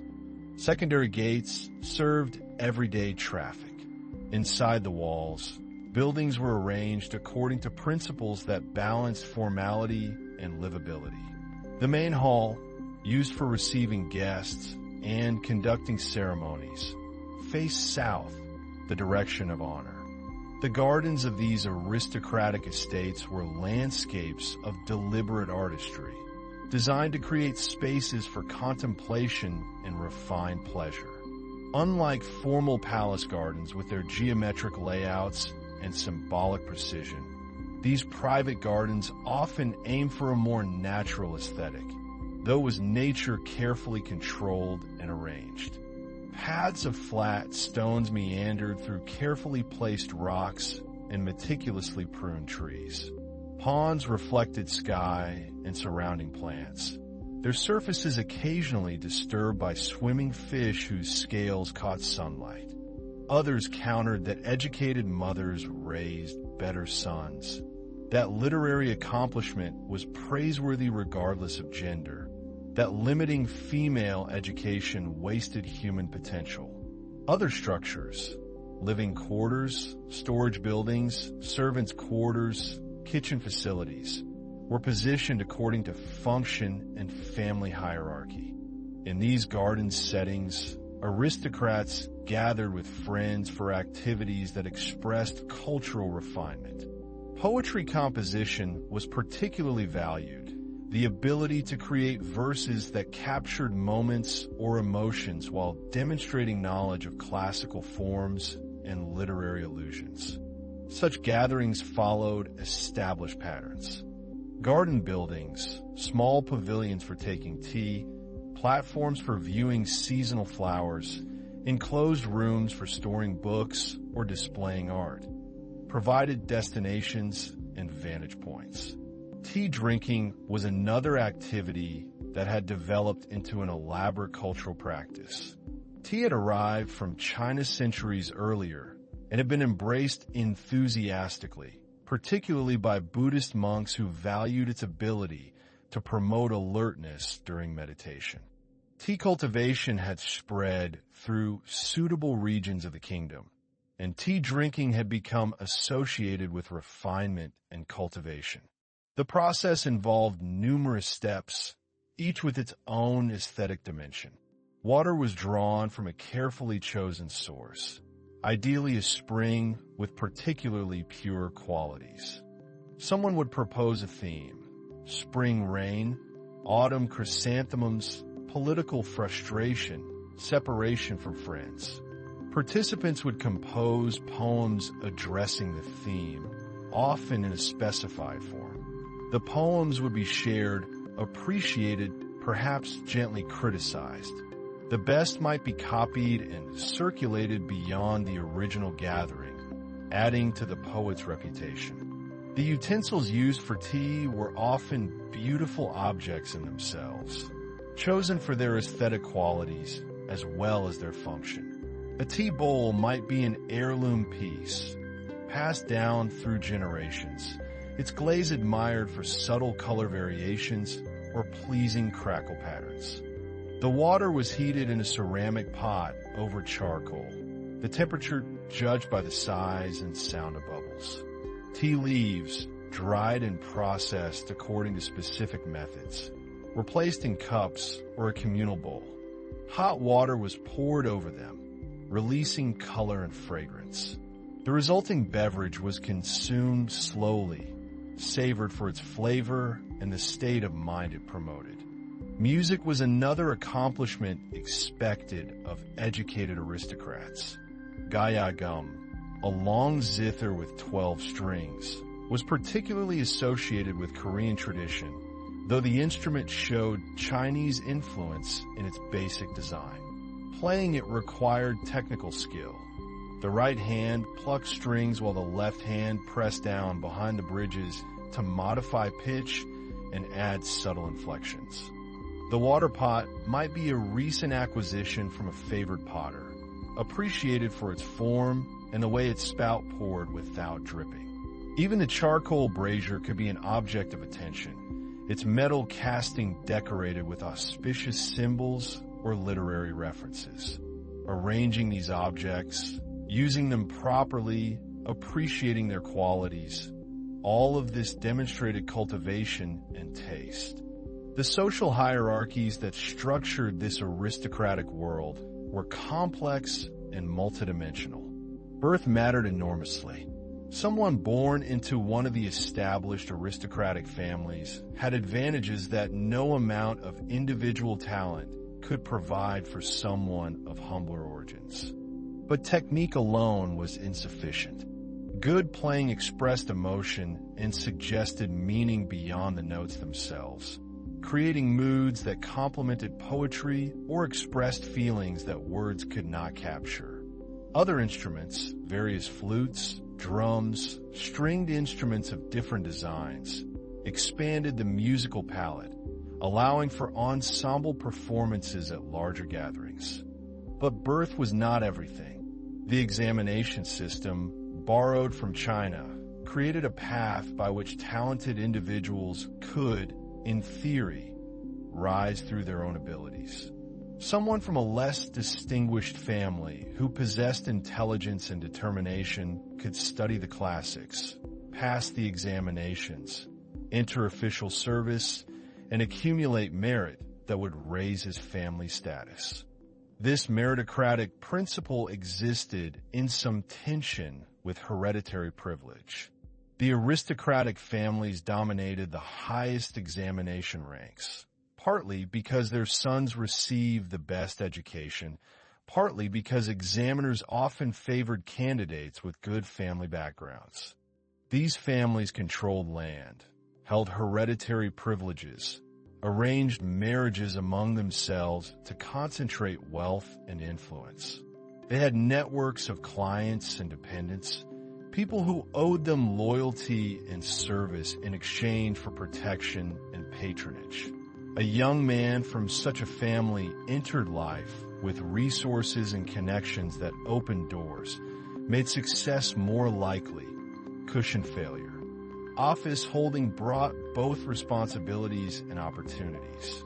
A successful official could accumulate wealth through legitimate means, government salaries, income from land grants attached to certain positions, and through less legitimate means that were nonetheless widely practiced, such as accepting gifts from people seeking favors or skimming resources from projects under his supervision. Still, some talented outsiders did succeed, and their success gave the system legitimacy, suggesting that it rewarded ability rather than merely confirming inherited status. The Buddhist temples, meanwhile, operated according to different principles, though they too were deeply embedded in the social and economic structures of Goryeo. A large temple was a complex institution, much more than a place where monks pursued individual enlightenment. It owned land worked by tenants who paid rent in grain and labor. Officials were expected to support extended family networks, providing positions for relatives, arranging advantageous marriages, helping family members in legal or financial difficulties. These obligations meant that individual success translated into broader family advancement, but also that officials faced constant demands that might conflict with their official duties. Becoming a monk involved a significant decision that affected not just the individual, but his entire family. In theory, someone who took monastic vows was leaving behind household life, severing normal family obligations, embarking on a path aimed at liberation from the cycle of birth and death. In practice, families sometimes encouraged sons to become monks for practical reasons. It employed artisans, carpenters, painters, metal workers, who maintained buildings and created religious objects. It housed libraries and schools where monks studied Buddhist texts and philosophy. It offered rituals and ceremonies that people requested and paid for. Funerals, memorial services, prayers for healing or good fortune, elaborate festivals that drew large crowds. Life within a temple followed rhythms quite different from secular life. The day began very early, often with a pre-dawn service that included chanting and meditation. Breakfast was simple vegetarian fare: rice gruel, pickled vegetables, perhaps tofu or bean paste soup.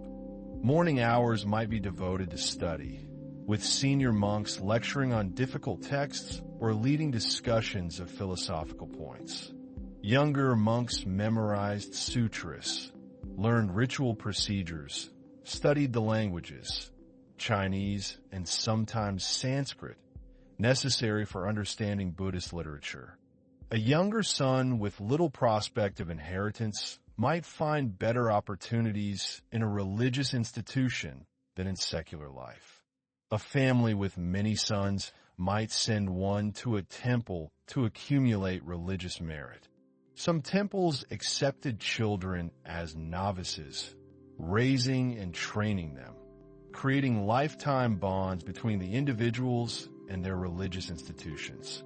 Not all monks pursued this austere path with equal dedication. Temples varied widely in their rigor and spiritual seriousness. Some maintained high standards and attracted talented, committed practitioners. Others were lax, serving primarily as economic institutions or as refuges for people escaping various difficulties. The government periodically attempted to regulate religious institutions, conducting examinations to certify monks, limiting the number of temples, restricting land holdings. These efforts met with mixed success. Powerful temples had influential supporters, including members of the royal family and high aristocrats. Among the most serious practitioners were the Zen monks, who emphasized meditation practice over textual study. They often lived in smaller, more remote monasteries, places chosen for their quietness and natural beauty. The daily schedule in these communities centered on long periods of seated meditation, interrupted only for meals, work, and sleep. The meditation itself was demanding, requiring sustained concentration, constant attention to wandering thoughts, patient acceptance of physical discomfort as legs cramped and backs ached from sitting still for hours. Teachers in this tradition often employed paradoxical stories and questions, koans designed to frustrate logical thinking and provoke sudden insight. Afternoons included work, maintaining temple grounds, preparing food, copying manuscripts, creating artwork for ritual use. Evening services marked the transition toward night, and monks retired early, sleeping on thin mats in unheated rooms, training themselves in discipline and endurance. Attempts at strict regulation often foundered on the political difficulties of enforcing them. The physical practice of meditation was supported by careful attention to posture and breathing. Monks sat on cushions with legs crossed, back straight, but not rigid, hands positioned in prescribed ways. They learned to breathe deeply and naturally, using breath as an anchor for attention, returning to it again and again as thoughts arose and passed away. This practice was understood to quiet mental turbulence, to reveal the mind's true nature, to create conditions where insight could emerge. Stories circulated about monks who had experienced sudden awakening after years of practice, moments when long-held confusion dissolved and reality appeared with perfect clarity. Back in the capital streets, ordinary life continued independent of these aristocratic refinements and monastic disciplines. Craftsmen plied their trades in small workshops, passing skills from master to apprentice according to traditions that went back generations. A metalworker might specialize in bronze casting, creating bells for temples or vessels for wealthy households. The process required knowledge of alloys and temperatures, understanding how different proportions of copper and tin affected the metal's properties. Too much tin made the bronze brittle. Too little made it soft. The ideal proportion depended on the object being made. Bells required particular alloys that would produce clear, sustained tones. A monk might spend years working with a single koan, approaching it from different angles, sitting with it until the intellectual puzzle dissolved into direct understanding. Such stories inspired others to persevere through difficult periods when progress seemed impossible. Carpenters built the wooden structures that housed all these activities, from palace halls to market stalls. Korean carpentry had developed distinctive techniques, particularly in creating elaborate bracket systems that supported roof overhangs and distributed weight efficiently. These brackets stacked in complex arrangements, each piece precisely cut to fit with the others, the whole assembly locked together through geometry rather than nails or glue. Building such structures required careful planning and execution. Timber had to be selected and cut to proper dimensions. Joints had to be carved with precision. The assembly had to proceed in correct sequence. The materials themselves came from various sources. Fine timber for important buildings came from mountain forests, logged during winter when sap was down and trees were less likely to split during drying. Teams of workers felled trees with axes, shaped them roughly at the logging site, and then dragged them down mountains using ropes and wooden sleds. Vessels for cooking or storage needed different properties. A master metalworker knew these things intuitively from years of experience, though he might not be able to explain the principles in abstract terms. A mistake early in the process could compromise the entire structure. Other materials moved through equally complex networks. Clay for pottery came from specific deposits valued for their properties. Iron ore was mined in particular regions and smelted in furnaces that consumed vast quantities of charcoal, which itself required cutting and burning hardwood in carefully controlled conditions. This was dangerous, exhausting work, and logging teams developed their own cultures, their own songs and customs, their own hierarchies and ways of dividing labor and compensation.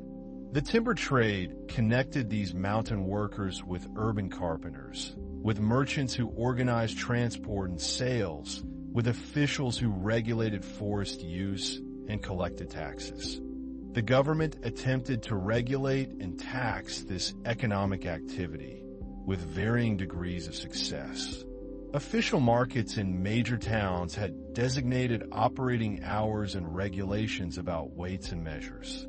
Tax collectors worked to assess and gather what was owed to the state, a task complicated by taxpayers' natural desire to minimize their obligations and by the difficulty of accurately measuring agricultural production and commercial transactions.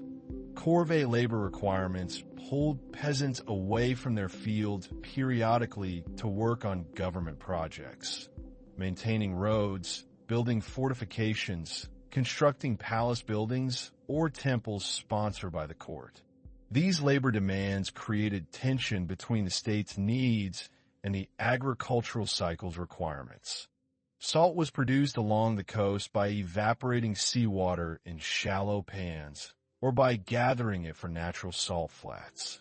All of these materials and products moved along roads and waterways, carried by porters and carters, loaded onto boats, stored in warehouses, bought and sold through chains of transactions that connected producers and consumers who might never meet. The legal system attempted to maintain order and resolve disputes, though justice was often uneven. Serious crimes, murder, rebellion, major theft brought harsh punishments, including death, exile, or slavery. Lesser offenses might result in beatings, fines, or temporary imprisonment. The system recognized different categories of people and treated them accordingly. A peasant called away during planting or harvest season might return to find his crops ruined, his family's survival threatened. Courts at various levels heard cases and rendered judgments. Local magistrates dealt with minor disputes and crimes within their jurisdictions. More serious matters went to higher courts. The most important cases might reach the king himself, who was theoretically the source of all justice. In practice, kings delegated most judicial functions to specialized officials, intervening personally only in cases with political implications or involving high-ranking individuals. Aristocrats accused of crimes might be tried in special courts and faced less severe punishments than commoners for equivalent offenses. Slaves had minimal legal protection. Their lives and bodies were largely at their owner's discretion. Women had limited legal standing. Their interests were generally represented by male family members. Among ordinary people, unofficial systems of order and dispute resolution were often more important than formal legal procedures. Village communities developed their own ways of handling conflicts, mediating disputes, punishing wrongdoing. A village might ostracize someone who violated community norms, refusing to cooperate with them, excluding them from shared activities, making their life difficult until they reformed or departed. These informal sanctions were powerful in close-knit communities where survival depended on cooperation and where reputation mattered enormously. Marriage itself was a crucial institution, forming alliances between families rather than simply uniting individuals who had fallen in love. Among aristocrats, marriages were carefully negotiated by families who considered social status, economic resources, family reputation, and political alignments. The legal system drew on multiple sources: Confucian principles about proper behavior, Buddhist concepts of karma and moral consequence, Korean customary law, and Chinese legal codes that had been adapted for Korean circumstances. Someone known as dishonest or antisocial found it difficult to arrange marriages for their children, to borrow tools or seed grain, to get help during emergencies. The wedding itself involved elaborate ceremonies that marked the transition and sanctified the new relationship. Ritual procedures derived from Confucian tradition dictated proper steps. Formal exchanges between families, ceremonial gifts, specific clothing, and postures prescribed words. These rituals varied somewhat by region and family tradition, but their purpose was consistent: to create a public, witnessed transformation of status, to establish the new household within the networks of kinship and social obligation, to invoke blessings from ancestors and cosmic powers. A successful match brought material benefits, land, wealth, connections, and could strengthen a family's position. A poor match could diminish status and create lasting problems. Parents made these decisions, sometimes consulting with children, but not necessarily being bound by their preferences. Young people, particularly daughters, often had little say in determining whom they would marry. Among commoners, marriage practices were somewhat less elaborate but followed similar patterns. Families still arranged most marriages, though young people might have more opportunity to express preferences. The ceremonies were simpler, less expensive, but still marked by ritual and celebration. After marriage, a new bride typically moved into her husband's family household, subordinating herself to her mother-in-law, learning her new family's ways, beginning the slow process of establishing her position through bearing children, particularly sons. Children were welcomed and valued, particularly sons who would continue the family line and eventually care for aging parents. Childhood was relatively brief. By age 5 or 6, children were expected to begin contributing to household work, starting with simple tasks suited to their abilities. A wedding meant feasting if the families could afford it. Music and dancing, temporary suspension of normal work routines. These celebrations served social purposes, reinforcing community bonds, providing entertainment in lives that offered few diversions, marking the passage of time through memorable events.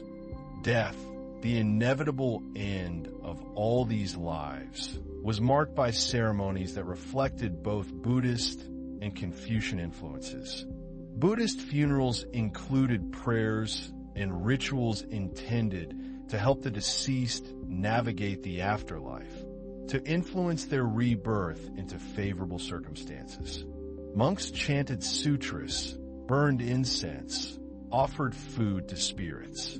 Confucian tradition emphasized proper mourning by surviving family members, particularly sons, who were expected to observe extended periods of grief, wearing plain clothes, abstaining from various activities, maintaining formal mourning for months or even years, depending on the relationship to the deceased. A farmer's son learned to tend animals, to help with weeding and harvesting, to perform the countless small jobs that agricultural life required. A daughter learned domestic skills, spinning, weaving, cooking, preserving food. These were not seen as optional education, but as essential training for adult life. The treatment of the dead body varied. Cremation was common among Buddhists, who saw the body as merely a temporary vessel for consciousness, not worth preserving. The ashes might be buried, scattered, or placed in a stupa. Confucian tradition generally preferred burial, placing the body in the earth where it would return to natural elements.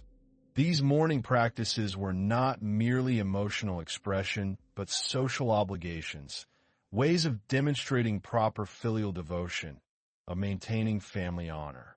The cycle of seasons continued to govern much of life despite all urban sophistication and institutional complexity. Spring still meant planting, farmers working their fields from dawn until dark, backs bent over the earth, hands placing seeds or rice seedlings according to practices refined over centuries. Graves were sited according to geomantic principles, positioned in locations believed to harmonize with cosmic forces and thereby benefit the deceased descendants. Elite families maintained elaborate burial grounds, marked by stone monuments that recorded the deceased's accomplishments and virtues. The kingdom's cultural confidence during the mid-Goryeo period reflected accumulated prosperity and security. The northern border with the Joseon Dynasty, which had conquered northern China from the Song, remained tense but stable. Diplomatic missions traveled between capitals, carrying gifts and letters, maintaining the fiction of Korean subordination while actual relations were more complex. Tribute missions to the Jin court brought Korean products, fine paper, brushes, ginseng, celadon pottery, and returned with Chinese goods and books. Summer brought growth and heat, rice paddies reflecting sky, grain crops ripening toward harvest. Autumn meant gathering what had grown, threshing grain, storing food against winter scarcity. Winter brought cold and relative rest. Time for indoor work, for repairing tools and buildings, for making cloth and mending clothes, for the social gatherings that filled dark months. Within the kingdom, different regions maintained distinct identities despite generations under unified rule. The southern provinces, site of old Silla, remembered their long independence and sometimes resented northern dominance. The far north, closer to Joseon territory, retained warrior traditions and was more militarized than central regions. These missions were expensive and sometimes dangerous, but they maintained necessary connections, demonstrated proper diplomatic behavior, and created opportunities for trade and cultural exchange. Despite these regional differences, certain practices and assumptions spread throughout the kingdom, creating genuinely shared culture. Buddhism in its various forms was present everywhere, from the grandest urban monastery to the smallest village temple. Confucian ideas about social hierarchy, family obligation, and proper governance influenced people who had never read classical texts but absorbed values through proverbs, stories, and everyday practice. Coastal areas looked outward toward the sea, engaging in trade and fishing, their lives shaped by tides and winds. Mountain regions, where valleys were small and isolated, developed intensely local cultures, their dialects sometimes barely intelligible to speakers from other areas. The kingdom's achievements during its cultural height were real and impressive, but they were also fragile, dependent on circumstances that could change.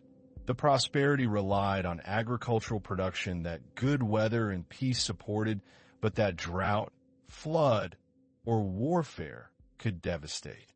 The written language, classical Chinese, was theoretically accessible to anyone who acquired education, creating a community of literate individuals across the kingdom and linking them to the broader East Asian cultural sphere.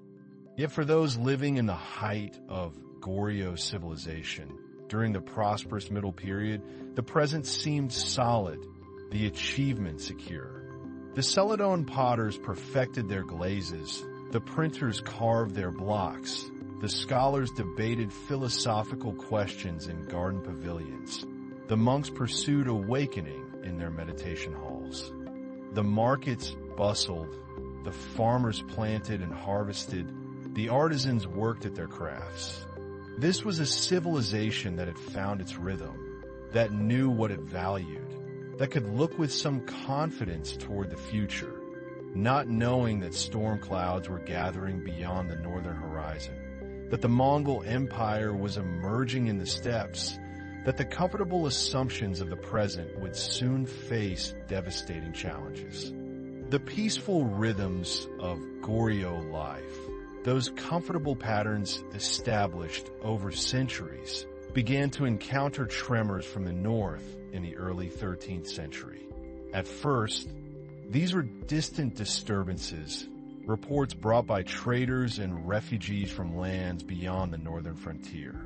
Strange stories filtered southward of horsemen who moved like wind across vast distances, of armies that appeared suddenly and vanished just as quickly, of cities that resisted and then ceased to exist. The Khitan and Jurchen peoples, who had for generations been Goryeo's neighbors and sometimes enemies, were themselves fleeing or submitting to these newcomers.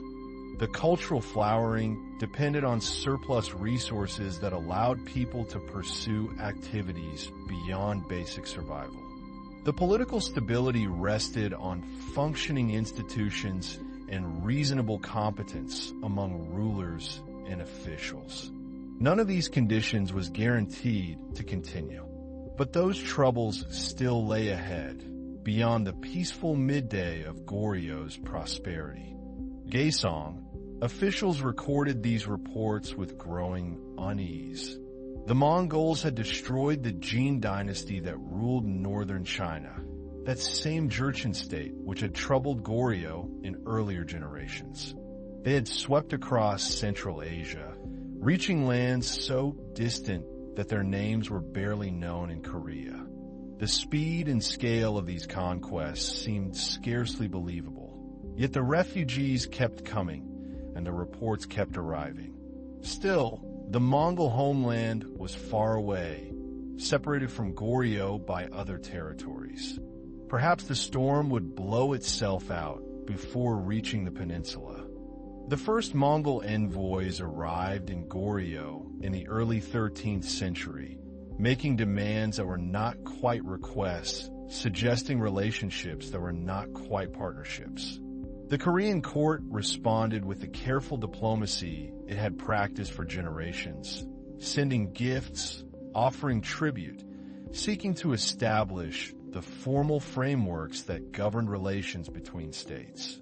The name itself was unfamiliar, requiring new characters to write it in the classical script.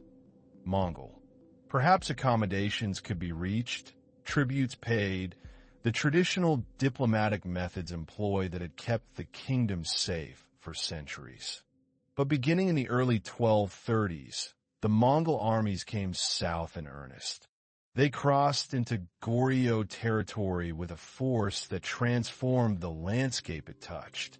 The northern regions felt the impact first, as horsemen appeared in numbers that seemed to darken the horizon, moving with coordination that spoke of extraordinary discipline and command.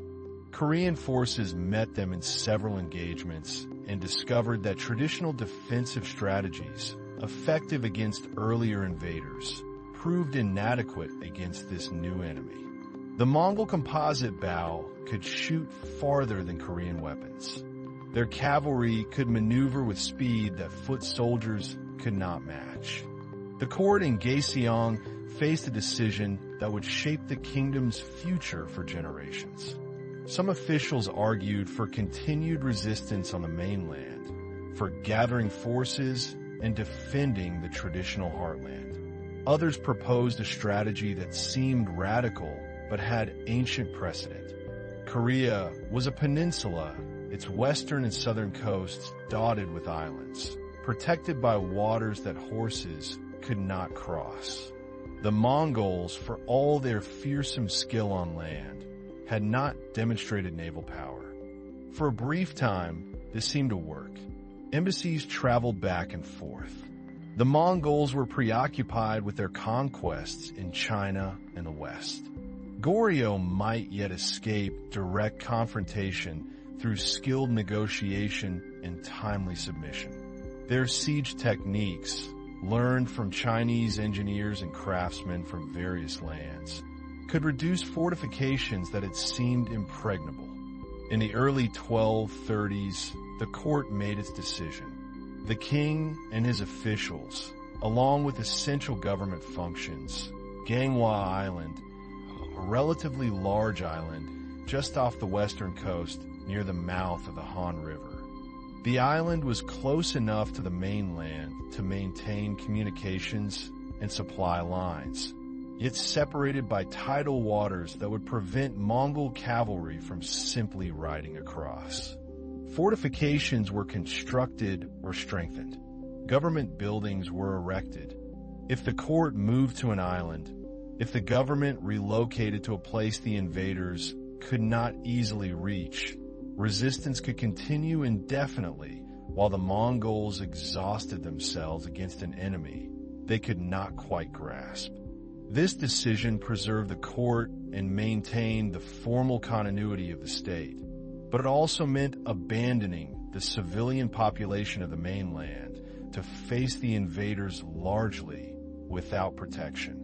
The farmers and villagers, the monks in their monasteries, the townspeople in regional centers, all had to find their own ways to survive the Mongol occupations. Some fled to mountain fortresses. What had been a temporary refuge began to take on the character of an alternative capital, a place where the kingdom's essential functions could continue even as much of the mainland suffered under Mongol control. The pattern that emerged over the following decades was one of stubborn persistence on both sides. The Mongols would invade, often in response to some perceived slight or delayed tribute payment. They would devastate the countryside, burn villages, besiege fortresses, but they could not eliminate the government on Ganghwa Island, and they could not permanently occupy the entire peninsula with the forces they were willing to commit while simultaneously fighting on multiple other fronts across their vast empire. Eventually, each invasion would withdraw, and the Goryeo forces would re-emerge, re-establish control, repair the damage.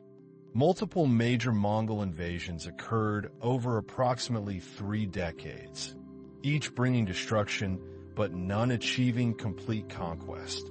The persistence required on both sides was extraordinary. For the Mongols, accustomed to enemies who either submitted quickly or were annihilated, the continuing resistance of this small kingdom on a distant peninsula was frustrating. Others took to smaller islands. Many simply tried to continue their lives as best they could, hoping to avoid notice, paying tribute when demanded, enduring the periodic sweeps of Mongol forces seeking supplies or punishing resistance. Then tensions would build again, and the cycle would repeat.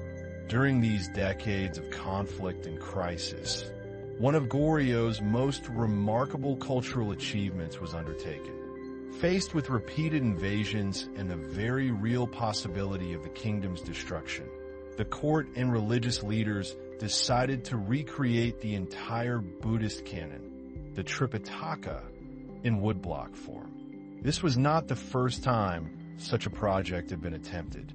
For the Koreans, the repeated devastations were catastrophic, yet the core institutions survived on their island refuge, maintaining the claim to sovereignty, keeping alive the hope of eventual relief.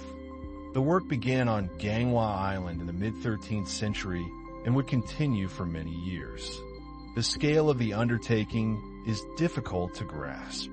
More than 80,000 individual wooden blocks would be carved, each one bearing text on both sides, together containing more than 50 million Chinese characters. An earlier set of printing blocks had been created, but was destroyed during the early Mongol invasions. Now, with the kingdom under existential threat, the decision was made to create a new set, more complete and accurate than before. The carving itself required extraordinary skill and dedication. Each character had to be cut in reverse, mirror image, with absolute precision. A single error could ruin an entire block. The text being carved was sacred, the word of Buddha preserved over centuries, transmitted from India through China to Korea. The blocks needed to be made from suitable wood, carefully selected, properly aged and treated to ensure durability. Various woods were chosen, each piece cut to precise dimensions, its surface prepared to receive the carver's tools.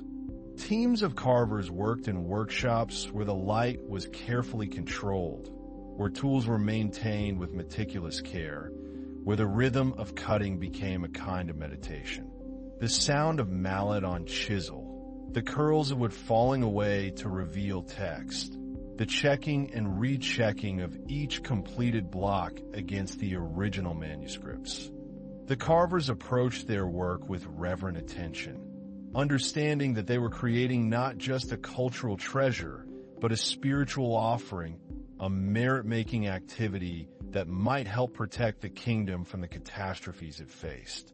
The blocks were completed in the mid-13th century, even as Mongol invasions continued.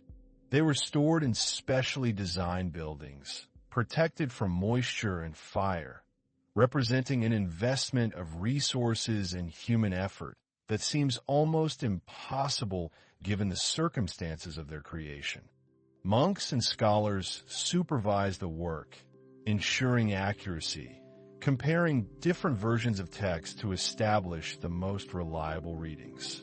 This was scholarship and craftsmanship combined, religious devotion and cultural preservation unified in a single monumental effort. The Mongol invasions finally wound down in the later 13th century, not because the invaders were defeated militarily, but because both sides were exhausted, because political changes within the Mongol Empire diverted attention, and because negotiated settlement began to seem preferable to endless conflict. A kingdom under repeated attack, its population suffering, its resources strained, nevertheless devoted years and vast resources to this cultural project. The decision speaks to the values that define Goryeo, to the importance placed on cultural and religious continuity even amid military crisis. A Korean crown prince traveled to the Mongol court in the mid-13th century. His journey took him northward across territories that bore the scars of decades of warfare, through lands that now acknowledged Mongol authority, to the capital where the center of Eurasian power now resided. The cultural adjustment must have been profound. The Mongol court, even as it adopted some Chinese administrative practices, retained the character of its steppe origins. The language, customs, values, all differed markedly for what a Korean prince had known. Yet this was now the reality of power. The Mongol Empire stretched from Korea to Hungary, from Siberia to Persia, the largest contiguous land empire in human history. Marriage alliances were arranged, linking the Korean royal house to Mongol imperial lineage. Korean princes married Mongol princesses, establishing a pattern that would continue for several generations. The sons of these unions would be raised partly in Korea, partly at the Mongol court, by cultural princes who spoke both Korean and Mongolian, who understood both courtly traditions. The court returned from Ganghwa Island to the mainland in the later 13th century, ending nearly 4 decades of island refuge. Joseon had suffered during the years of invasion and needed rebuilding. The administrative buildings, palaces, and infrastructure had to be repaired or reconstructed. The terms of peace, however, required Goryeo to acknowledge Mongol supremacy, to provide tribute, and most significantly, to create marriage alliances between the Mongol imperial family and the Korean royal house. Goryeo's survival required accommodation to this new order. This would have profound implications for Goryeo culture and politics over the coming century. This subordinate status was complex and evolved over time. Goryeo kings continued to rule their territory, but they had to receive investiture from the Mongol Khan, acknowledging his supremacy. They had to provide tribute, including goods, craftsmen, and soldiers for Mongol campaigns. The return marked a transition from the period of active warfare to a new phase, one in which Goryeo existed as a subordinate state within the Mongol imperial system but retained its internal governance, its cultural identity, its distinct character as a Korean kingdom. The Mongol period brought new influences flooding into Korean culture. Mongol fashions appeared at court. Korean kings began wearing some elements of Mongol dress. Mongol words entered the Korean language, particularly terms related to horses, military organization, and administrative functions. Diplomatic communications and official documents sometimes used Mongolian alongside Chinese. They had to send princes to the Mongol court as hostages, though these hostages were treated as honored guests and received education in Mongol ways. The relationship was one of subordination, certainly, but not outright annexation. Goryeo remained Goryeo, even as it bent to accommodate Mongol dominance. At the same time, the Mongol connection opened new opportunities. Korean merchants gained access to the vast trade networks that the Mongols had unified under their rule. The Silk Road, that ancient network of routes connecting China to Central Asia, Persia, and beyond, became safer to travel under Mongol protection. The journey westward from Korea took months, crossing the deserts and mountains that separated East Asia from Central Asia. Korean travelers would have passed through territories that had recently been battlefields, seeing ruined cities and abandoned fortifications alongside flourishing market towns that benefited from the new stability. Young Korean nobles, sent to the Mongol court for education or service, returned with new perspectives, new skills, sometimes new allegiances that complicated their relationship with traditional Korean values. Korean envoys and merchants began journeying westward, encountering peoples and places their ancestors had known only from ancient texts or travelers' tales. The cosmopolitan atmosphere of these Silk Road cities must have been startling for Koreans accustomed to the relatively homogeneous culture of their peninsula. Here were peoples who looked different, spoke incomprehensible languages, practiced unfamiliar religions, wore strange clothes, ate unusual foods. Muslim traders from Persia and Arabia, following Islam, a religion barely known in Korea. At the major caravan cities, they encountered merchants from every direction. Chinese bringing silk and porcelain, Central Asians offering horses and jade, Persians with metalwork and carpets, even occasional Europeans from the distant West. Some Korean merchants established themselves in these distant cities for extended periods, learning local languages, forming partnerships with merchants from other lands, sometimes marrying local women. They would write letters home describing wonders they had seen. Cities larger than anything in Korea, irrigation systems that turned deserts green, astronomical observatories where scholars from multiple cultures collaborated, libraries containing texts in dozens of languages and scripts. Nestorian Christians from Central Asia, carrying their faith along the trade routes. Jewish merchants, Buddhists from various traditions, Zoroastrians, Manichaeans, a marketplace of religions as diverse as the marketplace of goods. The goods flowing along these trade routes enriched Goryeo's material culture. Persian metalwork techniques are said to have influenced Korean craftsmen. Central Asian textile patterns appeared in Korean fabrics. The Korean nobility developed tastes for exotic goods. Fine carpets from Persia, jade from distant regions, gems from various lands, horses from the Mongol heartland bred for quality rather than just utility. These letters, when they reached Korea after months of travel, must have seemed barely credible. Descriptions of a world vastly larger and more varied than most Koreans had imagined. The cultural exchange was not limited to material goods.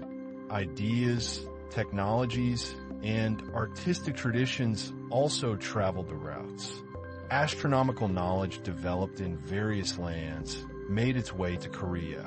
Medical texts influenced by different traditions circulated. Within Korea itself, adaptation to Mongol dominance took many forms. Some families and factions cooperated enthusiastically with the new overlords, seeing opportunity for advancement. Certain aristocratic families formed close ties with Mongol officials, married their daughters to Mongol nobles, secured positions of influence by being useful intermediaries between the two cultures.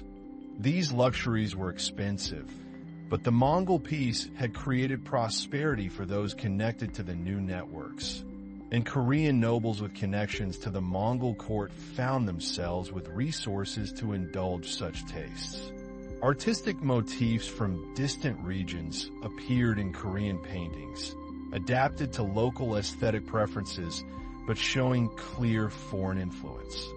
Other segments of Korean society resisted, sometimes openly, but more often through passive non-cooperation or preservation of traditional practices.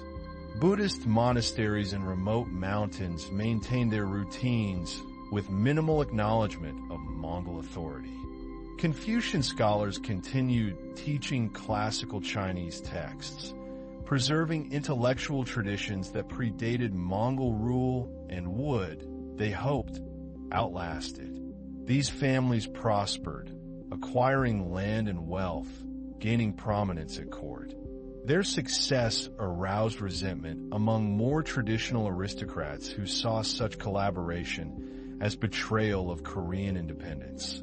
The construction of fortresses during and after the Mongol invasions reflected both the trauma of the period and the strategic lessons learned. Earlier fortifications, designed primarily against northern invaders who fought in similar styles to Korean forces, had proved inadequate against Mongol siege techniques. Farmers in distant regions might barely notice the change in overlordship, paying their taxes to whoever collected them, enduring periodic military levies, otherwise continuing the agricultural rhythms that had sustained Korean civilization for centuries. Mountain fortresses became particularly important, built on peaks accessible only by steep paths where cavalry could not maneuver and siege equipment could not be easily transported. These fortresses served as refuges during invasions, places where populations could retreat with their valuables and food stores, waiting out the passage of enemy forces. The construction of these fortresses was communal labor on a massive scale.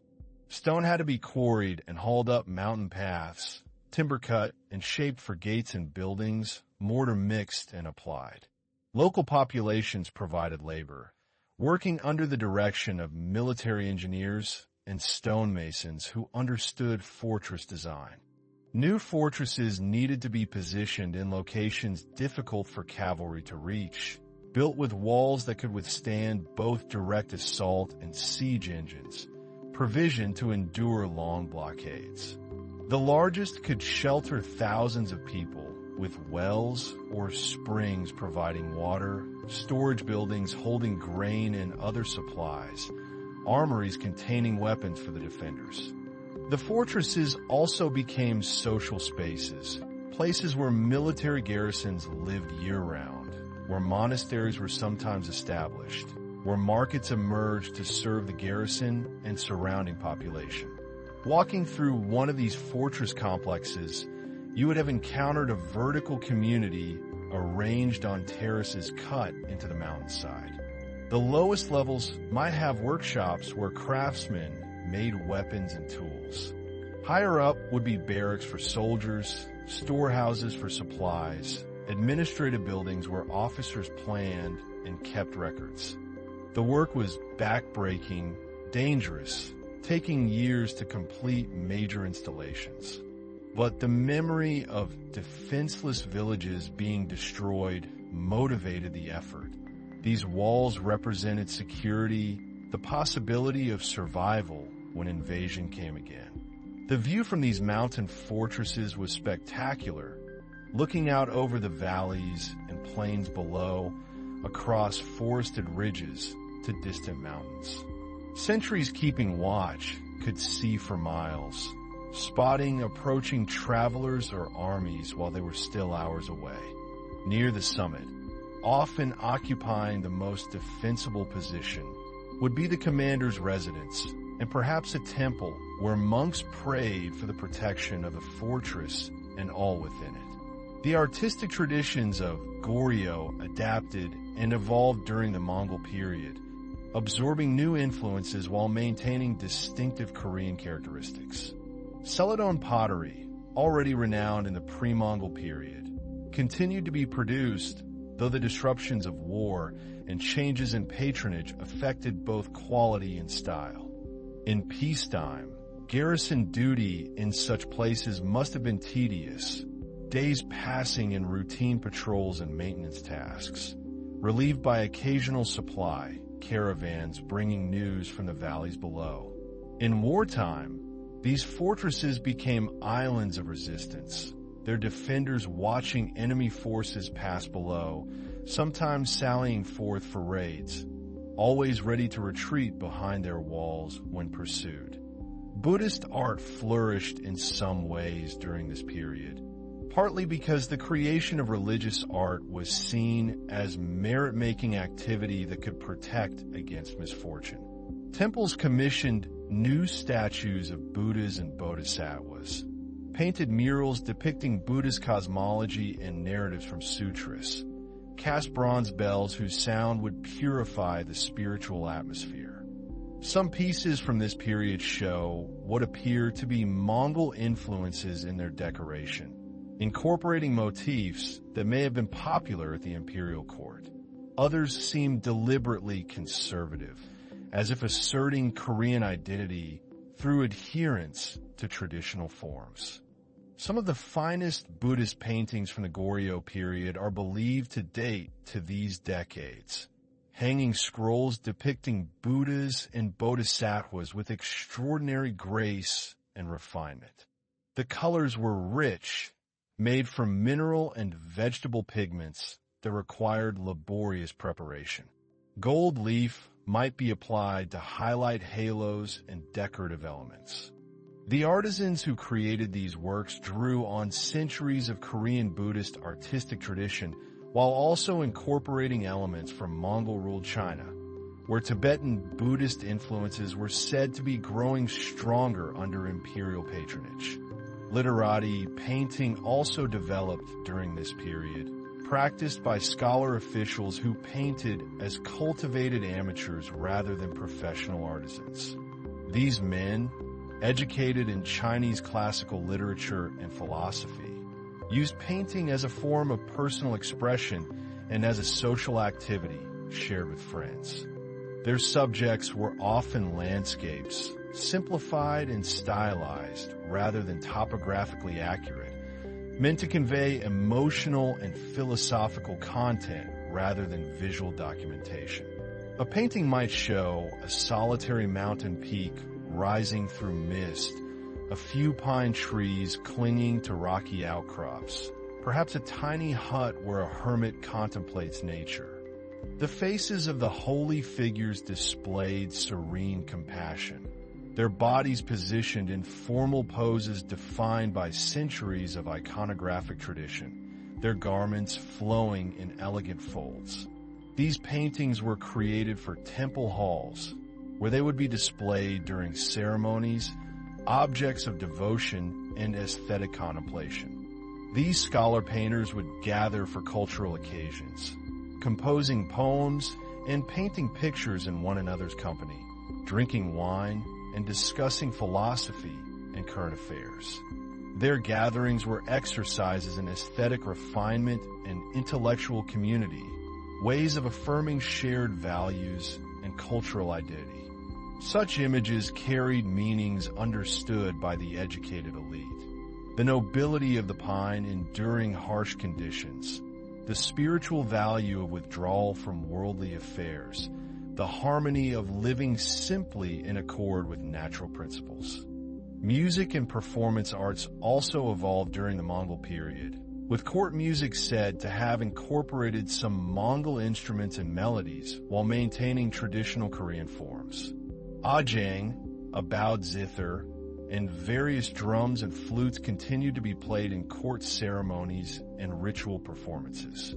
In an era when political independence was compromised and Mongol influence permeated many aspects of court life, these cultural activities became assertions of what it meant to be Korean, of the civilization that had been built over centuries and that would, the participants hoped, outlast current political subordination. Dance was an important element of court ceremonies and Buddhist rituals. Dancers trained to perform prescribed movements with precision and grace, their gestures formal and controlled, their costumes elaborate. Some dances told stories from Buddhist scriptures or Confucian historical narratives. Others were more abstract, movements intended to embody principles of balance and harmony. The Mongol connection also brought new forms of entertainment. Mongol wrestling, archery competitions, and horsemanship displays became popular at court, both as demonstrations of martial skill and as entertainment. Musicians trained for years to master the complex rhythms and modal systems of traditional music. Music believed to have cosmic significance, capable of promoting harmony between heaven and earth when properly performed. The performers, whether professional entertainers or court ladies trained in these arts, understood their performances as having ritual significance beyond mere entertainment. The administrative system of Goryeo underwent modifications during the Mongol period, incorporating some Mongol practices while retaining the basic Chinese-derived bureaucratic structure. New offices were created to manage relations with the Mongol imperial government. Korean officials had to become familiar with Mongol administrative terminology and procedures. Young Korean nobles, especially those raised partly at the Mongol court, became proficient in these activities, seeing them as essential accomplishments for a gentleman in the cosmopolitan world that Mongol rule had created. Some officials navigated this environment skillfully, using their classical education to serve Korean interests while accommodating Mongol demands. Others became so closely identified with Mongol interests that they were seen as traitors to Korea. Still others withdrew from government service, retreating to study and teaching, refusing to compromise with the new order. The military, which had briefly dominated Goryeo politics in the decades before the Mongol invasions, found its role diminished in the new order. Major military decisions were now influenced or controlled by Mongol authorities. Korean forces were sometimes conscripted for Mongol campaigns, including the attempted invasions of Japan in 1274 and 1281. The examination system continued to function, producing new generations of officials educated in Chinese classics. But these men now had to operate in a political environment where Mongol connections could matter as much as scholarly achievement. These different responses created factions and tensions that would shape Korean politics for generations.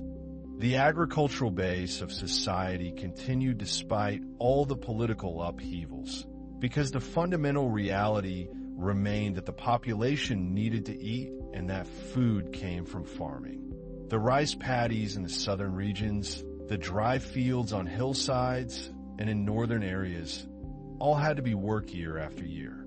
The Mongol invasions had killed many farmers and destroyed much infrastructure, but the survivors returned to rebuild. Irrigation channels were cleared of debris and repaired. Fields were replanted. Korean shipbuilders were forced to construct vessels for these invasions, using Korean timber and skills for Mongol purposes. When both invasion attempts failed, partly due to typhoons that destroyed the fleets, the Korean participants returned home, having endured tremendous hardships for a foreign enterprise that brought no benefit to their kingdom. Agricultural techniques continued to improve gradually.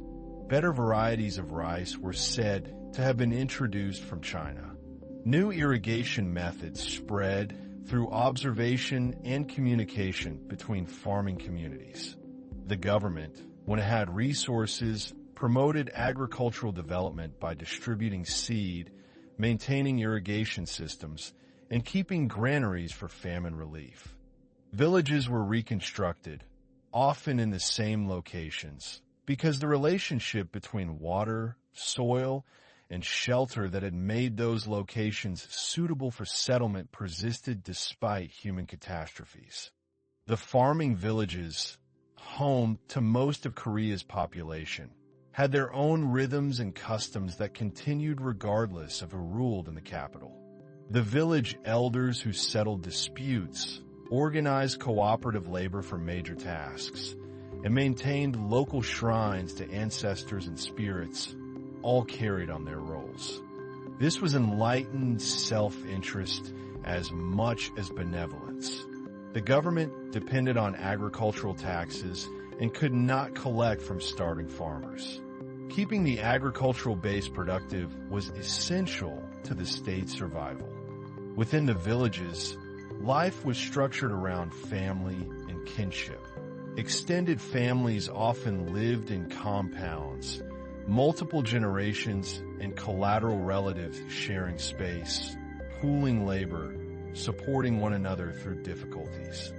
The shamans who performed rituals for good harvests, safe childbirth, and protection from disease continued their practices.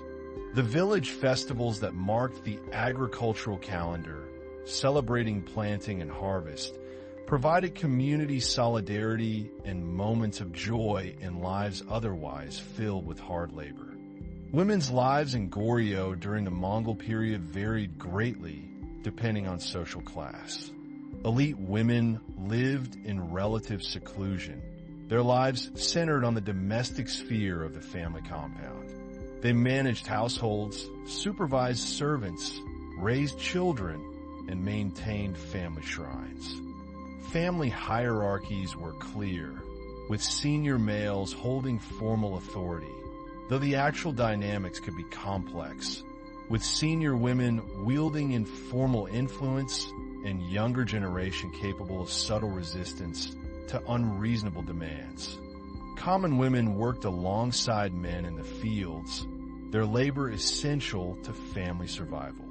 They managed household tasks, prepared food, made and maintained clothing, raised vegetables in kitchen gardens, and often engaged in subsidiary economic activities like silk production, weaving, or preparation of foods for sale. Some received education in Chinese characters and classical texts, though less extensively than their brothers. Widows could inherit property and had some legal rights, though remarriage was discouraged for widows from elite families. Some women became Buddhist nuns, withdrawing from secular life to pursue religious practice. Nunneries were fewer and generally smaller than monasteries, but they provided an alternative path for women, especially those who could not or chose not to marry. Monastic life offered education, spiritual purpose, and a community of women dedicated to similar goals. The education system continued to function during the Mongol period, though with some disruptions and modifications. Village schools taught basic literacy to boys whose families could spare them from farm work. Private academies prepared elite youth for the civil service examinations. Their lives were hard, but not without dignity or moments of pleasure. The satisfaction of competent work, the joy of healthy children, the companionship of neighbors and relatives. Some nuns became accomplished in Buddhist doctrine and meditation, respected by monks and lay people alike. Scholarly debates during this period often touched on questions of loyalty and legitimacy in an era of foreign domination. The curriculum remained focused on Chinese classical texts, Confucian philosophy, poetry composition, and calligraphy. Students memorized vast quantities of text, learned to write in the formal styles required for official documents, and studied historical precedents that supposedly offered guidance for contemporary problems. Some scholars emphasized that Confucian loyalty was to universal principles rather than particular rulers, and that maintaining cultural refinement and moral cultivation was the highest duty regardless of political circumstances.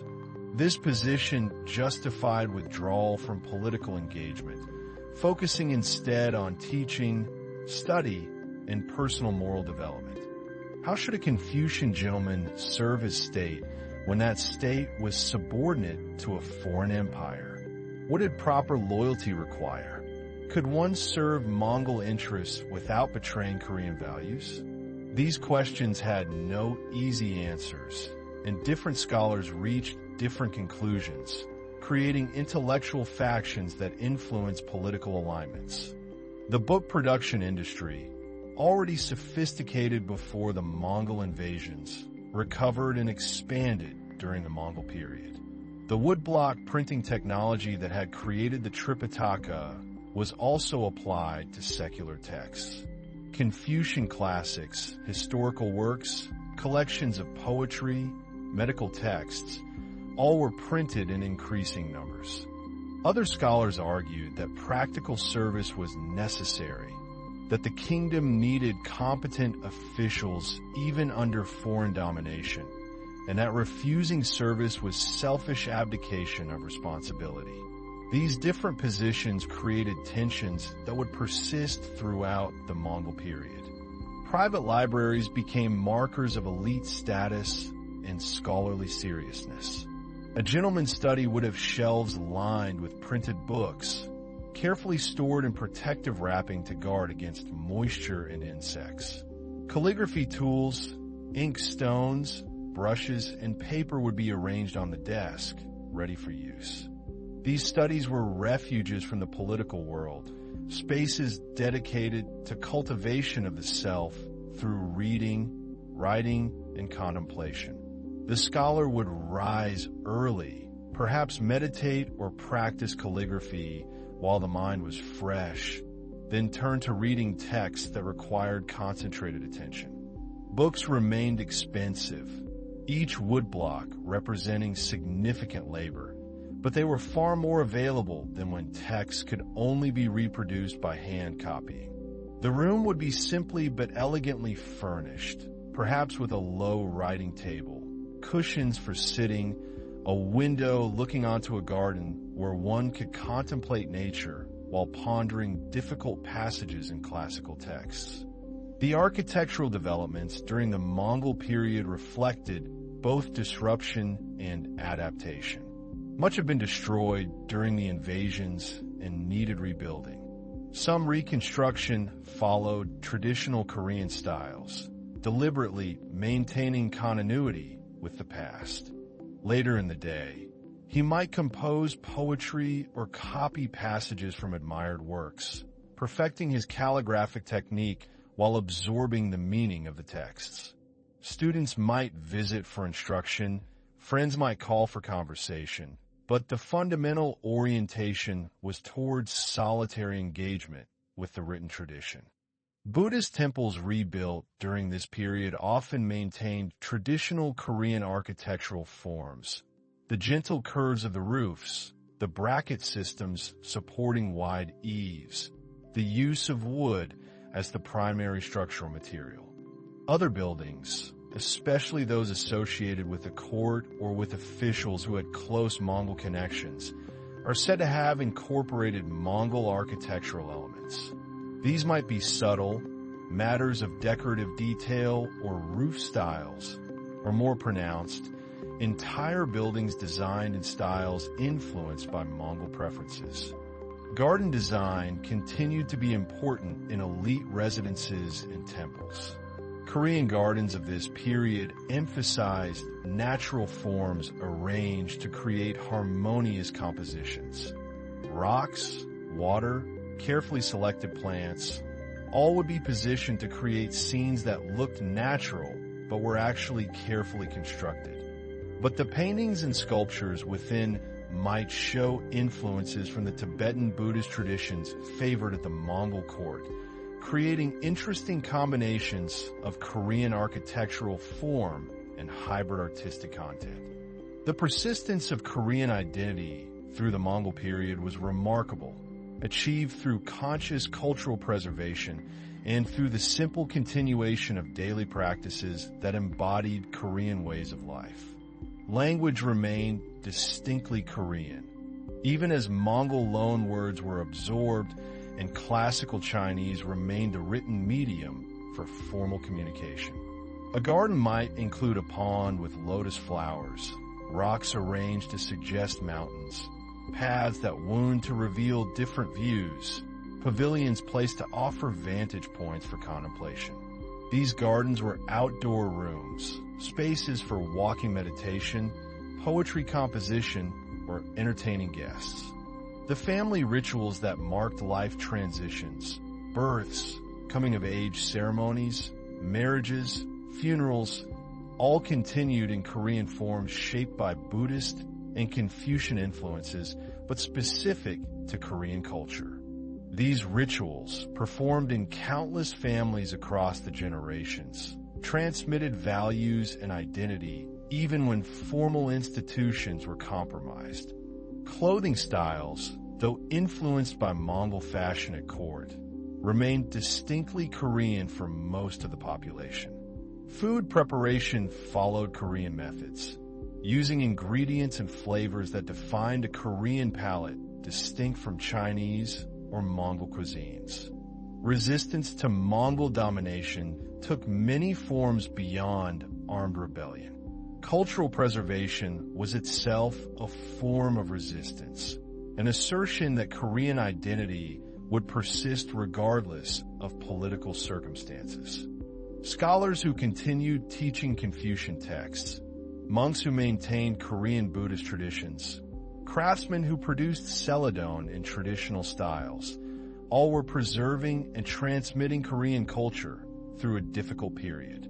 Children learned what it meant to be Korean not through abstract instruction, but through participating in these family rituals, speaking the Korean language, eating Korean food, observing their elders perform the gestures and recite the words that connected them to ancestors and to each other. The resilience required for this long accommodation was psychological and spiritual as much as material. People needed frameworks for understanding their situation that allowed continued hope and effort.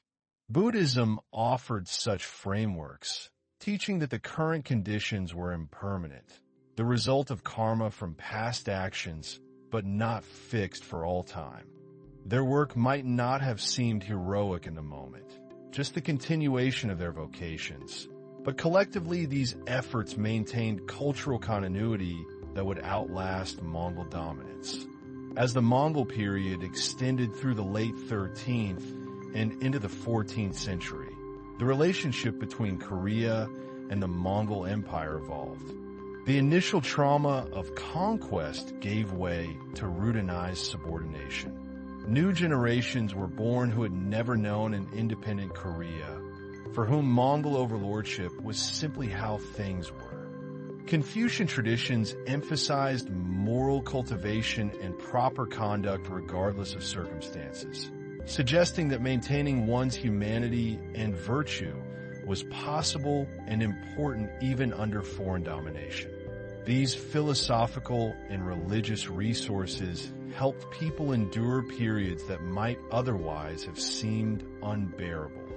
The Mongol Empire itself was changing, fragmenting into different khanates, becoming more Chinese in its central administration as the Yuan dynasty developed bureaucratic sophistication. These changes affected Korea's relationship with the overlord power, sometimes loosening direct control, sometimes creating new complications as different Mongol factions competed for influence.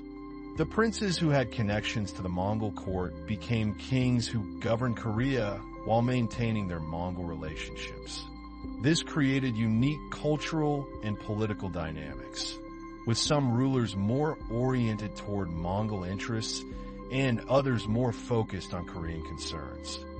Through all these political maneuvers and cultural adaptations, the foundation of Korean society remained the agricultural communities where most people lived. The spring planting and fall harvest happened regardless of what transpired at court or in diplomatic missions to the Mongol capital. Korean officials learned to navigate these complexities, supporting one faction against another when advantageous, carefully managing tribute requirements, seeking to minimize interference in Korean internal affairs. The villages where this agricultural work centered were communities bound by shared labor and mutual dependence. The heavy work of preparing fields and harvesting required cooperative labor parties, neighbors helping neighbors with the understanding that help would be reciprocated when their own fields needed attention. The flooding of the rice paddies, the transplanting of seedlings, the weeding and tending through the summer growing season, the careful timing of harvest when the grain was ripe, but before autumn storms could damage the crop. All these followed patterns determined by climate and crop biology rather than human politics. Walking through a Korean farming village in the late afternoon of a summer day during this period, you would have encountered sights, sounds, and smells that had been common for centuries and would continue for centuries more. The smell of wood smoke from cooking fires, preparing the evening meal. The sound of children playing in the pathways between houses, their voices high and clear. The irrigation systems that some communities depended on required collective maintenance, cleaning channels, repairing gates and dams. These practical necessities created social structures and obligations that shaped village life. The houses were simple structures, wooden frames with walls of earth or woven materials, thatched roofs that needed regular maintenance. Inside, the space was divided into rooms for different functions, sleeping quarters separated from the central area where the family gathered for meals and work. The sight of women at wells drawing water, chatting with neighbors while accomplishing necessary tasks. Old men sitting in the shade, perhaps working on some simple craft, repairing tools, weaving baskets from gathered reeds. The village temples and shrines were gathering places for community rituals and celebrations. The village shrine to the tutelary deity who protected the community might be a simple structure on a hillside above the fields, tended by village elders who made offerings at appropriate times. Ondol system, channels under the floor that carried heat from the cooking fire, providing warmth during the cold months. Furnishings were minimal, storage chests for clothes and valuables, low tables that could be set up for meals and put away when not needed, bedding that was unrolled at night, and stored during the day. The merchants who connected villages to market towns and market towns to larger commercial centers were vital to the economy, even though they occupied an ambiguous social position in Confucian theory, which ranked them below farmers because they produced nothing tangible. In practice, their role in distributing goods and conveying information made them important community members. Buddhist temples, if the village was large or wealthy enough to support one, provided a physical and spiritual center, a place for ceremonies marking deaths and seeking blessings, a visible reminder of the larger religious framework that gave meaning to daily life and death. During the Mongol period, some Korean merchants prospered through connections to the larger Eurasian trading system. They imported luxury goods for the elite, exotic items that carried prestige. They exported Korean products, especially ginseng, highly valued in Chinese medicine, and textiles that found markets across the Mongol Empire. The itinerant peddler arriving at a village with goods not locally produced, needles and thread, medicine, perhaps a bit of news from other places, was a welcome visitor. The merchants who operated in market towns, where farmers brought surplus produce and bought necessities, facilitated exchanges that allowed regional specialization and raised living standards beyond bare subsistence. The passage of seasons through the Mongol period brought the same agricultural rhythms that had always structured Korean life. Spring arrived with warming temperatures and the urgent work of preparing fields and planting crops. Summer brought humid heat and the constant labor of tending growing plants, weeding, irrigating, watching for pests and diseases. These successful merchants could become wealthy, building substantial houses, educating their sons in the hope of moving into the official class in future generations, using their wealth to overcome the theoretical social disabilities of their commercial occupation. These seasonal rhythms connected human life to natural cycles larger than individual existence or even generational time. The same constellations that rose in the spring sky had guided ancient farmers in their planting. The same rains that nurtured crops have been falling on these fields for thousands of years. Fall was harvest time, the culmination of a year's agricultural effort, a period of intense work to gather crops before weather turned cold and wet. Winter brought rest from field labor, but not from work. As equipment was repaired, buildings maintained, winter clothing prepared, firewood gathered and stored. The gradual emergence of Goryeo from direct Mongol dominance in the mid-14th century came through gradual change rather than sudden liberation. The Mongol Empire was fragmenting, the Yuan Dynasty in China facing internal rebellions and external challenges. The attention paid to Korea diminished as more urgent crises demanded response.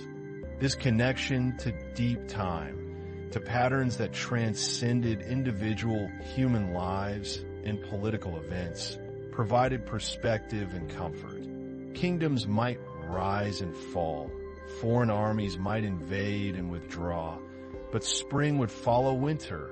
Seeds would sprout when planted in prepared soil. The fundamental patterns would continue. By the mid-14th century, effective Mongol control over Korea had largely dissolved, though formal subordination continued nominally. Korean forces began dealing independently with new threats, particularly coastal piracy from Japanese raiders who struck with increasing frequency. Korean kings and officials carefully began reasserting authority in areas where Mongol control had been direct, testing limits, reclaiming prerogatives.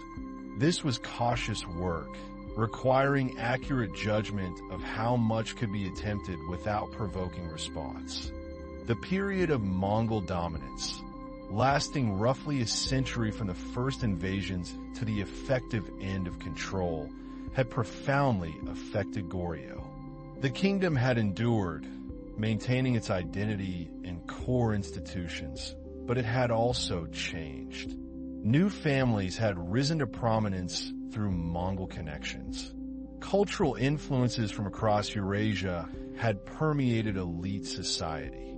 The military commanders who organized defense against these pirates were developing power bases and reputations independent of the traditional aristocracy. These were new men, risen through military achievement rather than inherited status, and their emergence would have significant implications for the kingdom's future. Yet the cultural achievements persisted. The Tripitaka blocks remained safe in their storage halls, representing the determination of an earlier generation to preserve what mattered most to them. The celadon potters continued their craft, adapting to changing tastes while maintaining technical excellence. The temples stood in their mountain valleys, monks continuing the practice of Buddhism. The military had been discredited by defeats, but was now rising again through different leaders. The old certainties about social order and political legitimacy had been challenged. The confidence that had characterized the earlier Goryeo period was gone, replaced by an awareness of vulnerability and impermanence. The afternoon shadows were truly lengthening now, the long day of Goryeo's existence passing toward evening. The kingdom that would emerge from the Mongol period would face new challenges, internal instability and external threats, before eventually giving way to a new dynasty entirely. But that transformation still lay ahead, beyond the immediate experience of those living through the final decades of Mongol influence, those working to rebuild and restore what had been damaged, to preserve what could be saved, to adapt what must change. The scholars studied their classical texts and debated proper conduct. The farmers worked their fields. Korean civilization had bent under tremendous pressure but had not broken, had absorbed much but had not dissolved into the larger Mongol imperial culture. The transition from Mongol domination to a renewed sense of autonomy was gradual, measured not in dramatic announcements, but in the accumulation of small administrative decisions, the slow reassertion of Korean preferences in governance and culture, the quiet rebuilding of institutions that had been damaged or neglected. As the 14th century progressed, the Mongol Yuan dynasty in China faced its own mounting difficulties. Rebellions erupted across the Chinese heartland. Factions at the Mongol court struggled for control. The administrative efficiency that had made Mongol rule so formidable began to deteriorate. The kings of this period, particularly during the mid-14th century, cautiously tested the boundaries of this newfound autonomy. They began appointing officials without requiring Mongol approval. They reduced the influence of families whose power rested primarily on Mongol connections. They implemented reforms aimed at restoring land that had been illegally seized by the powerful, attempting to return it to the state or to rightful owners. These were not revolutionary changes, not open defiance that would provoke immediate retaliation, but careful adjustments that recognized the shifting balance of power. Their efforts, multiplied across countless individuals and communities, sustained Korean civilization through a difficult century and prepared the foundation for what would come next. And in this gradual weakening of imperial control, Goryeo found new spaces for independence, new opportunities to chart its own course while still formally acknowledging Mongol suzerainty. In the countryside, these political shifts were felt indirectly through changes in tax collection, through the arrival of new officials, through the gradual reduction of demands for tribute to be sent northward. For the farmer working his plot, the fundamental rhythms of agricultural life continued unchanged. The seasons still dictated the essential tasks. Spring still required the preparation of rice paddies, the careful management of irrigation channels, the backbreaking work of transplanting seedlings into flooded fields. Summer brought the constant vigilance against pests and drought, the maintenance of terraces on hillsides, the cultivation of secondary crops in fields not dedicated to rice. The afternoon was not yet evening, but the quality of light had changed, the angle of the sun different, the shadows stretching longer across the peninsula. The villages where these farmers lived were small clusters of homes, typically built of wood and thatch, arranged along paths that wound through the landscape following the contours of valleys and hillsides. Each home centered on a kitchen with its hearth, the warm heart of domestic life, where food was prepared and where families gathered on cold evenings. The smoke from these hearths, rising through thatch roofs or escaping from small openings, created a haze that hung over villages at mealtimes, carrying the scent of cooking rice and fermenting vegetables, the fundamental smells of Korean rural life. Autumn meant harvest. The entire household mobilized for the critical work of gathering in a year's production before weather could damage it. Winter offered relative rest, but also required preparation, the repair of tools and buildings, the processing of food for storage, the creation of warmth against the cold that descended from Manchuria. The social structure of these villages was complex, woven from threads of kinship, land ownership, and status that determined relationships and obligations. The largest landowners often lived in the nearest town, their fields worked by tenants who gave over a portion of each harvest as rent. But there were also independent farmers who owned their own land, modest plots passed down through generations, and communal lands that belonged to the village as a whole. There were extended families living in compounds of several buildings, and isolated households farming marginal land on hillsides.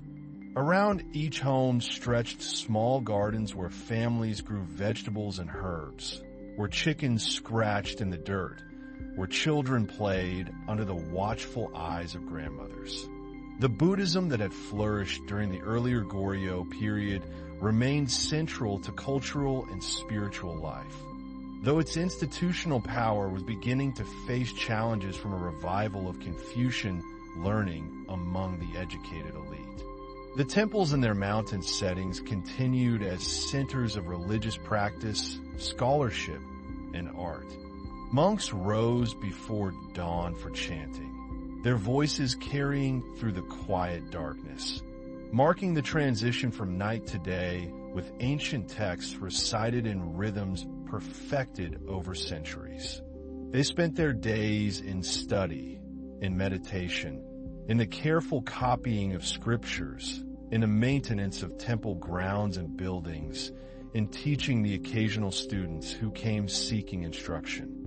These mountain temples were themselves works of art, their main halls constructed with wooden beams fitted together without nails, their eaves curving upward in the distinctive style of East Asian architecture, their interiors decorated with paintings of celestial beings and religious narratives. The smell of incense pervaded these spaces, sandalwood and pine, the smoke rising in delicate spirals before dissipating into the high ceilings. The sound of bells marked the hours, bronze tones resonating across mountain valleys, audible in distant villages, a reminder of spiritual reality underlying daily life. There were specialists whose skills supplemented agricultural work, blacksmiths who repaired tools, carpenters who built and maintained structures, shamans who performed rituals for health and prosperity and good harvests. They grew vegetables in temple gardens, prepared simple meals, welcomed pilgrims who climbed mountain paths to pray before gilded statues of the Buddha and Bodhisattvas. The late Goryeo period also witnessed the flourishing of Neo-Confucianism, the philosophical movement that had developed in Song China and was now being actively studied and promoted by Korean scholars. These scholars, many of whom had passed the civil service examinations that theoretically opened government service to those with talent rather than just those with aristocratic birth, believed that proper governance required moral cultivation, that rulers and officials must perfect their own characters before they could effectively guide society. They studied the classics, the ancient Chinese texts that described ideal governance and ethical conduct. They wrote commentaries and essays exploring how these ancient teachings applied to contemporary problems. The temples held treasures accumulated over generations, bronze bells cast with inscriptions and decorative patterns, stone pagodas carved with Buddhist imagery, paintings on silk showing the Buddha's life or the pure lands of the afterlife, and always books, the precious texts that transmitted the Dharma across time and space. This Confucian revival would eventually contribute to the fall of Goryeo and the establishment of a new dynasty. But in the late 14th century, it represented one current among many in the intellectual and political life of the kingdom. The debates between Buddhist defenders and Confucian reformers were conducted in scholarly Chinese, in written memorials and essays, in conversations at the capital. For most Koreans, Buddhism remained the familiar religion of their ancestors, the faith marked by temple visits and household altars, by funeral rites and prayers for deceased relatives, by the comforting presence of bodhisattvas who responded to the sufferings of ordinary people.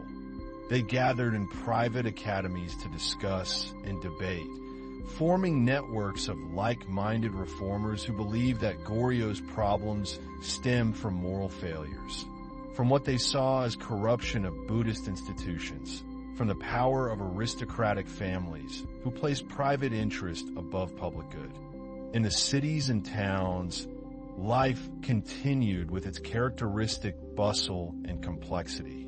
Kaesong, the capital, remained the political and commercial center of the kingdom, its streets crowded with officials traveling to and from the palace, merchants displaying goods, craftsmen working in shops and stalls, servants running errands for aristocratic households. The city's markets operated on regular schedules, specific days when vendors from the surrounding region brought produce and goods for sale, when urban residents could purchase what they needed, when information and rumors circulated along with commodities.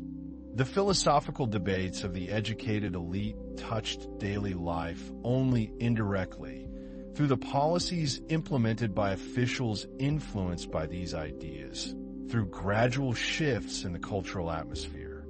The aristocratic families of Kaesong lived in substantial compounds, their homes built around courtyards, with separate buildings for different functions and for different members of the household. The architectural style reflected Chinese influences, but adapted to Korean climate and preferences, on-dole heating systems that channeled warm air from kitchen fires under stone floors, creating warmth that radiated upward, making rooms comfortable even in the depths of winter. These homes were furnished simply by later standards, with floor cushions rather than chairs, low tables that could be moved as needed, wooden chests for storing clothing and valuables, and wall hangings that added color and insulation. The sounds of these markets created a distinctive urban soundscape. The calls of vendors advertising their wares, the negotiations between buyers and sellers, the clatter of pottery and metalwork, the conversations in various regional dialects as people from across the peninsula converged on the capital. The women of these aristocratic households lived largely separated from public life, their days structured by domestic responsibilities and social obligations within their own sphere. They managed servants, supervised food preparation and textile production, maintained household shrines, and raised children according to the expectations of their class. They learned skills considered appropriate to their gender and status, reading and sometimes writing using native Korean script that coexisted with scholarly Chinese, Goryeo, a zither-like stringed instrument, creating embroidery and other decorative textiles.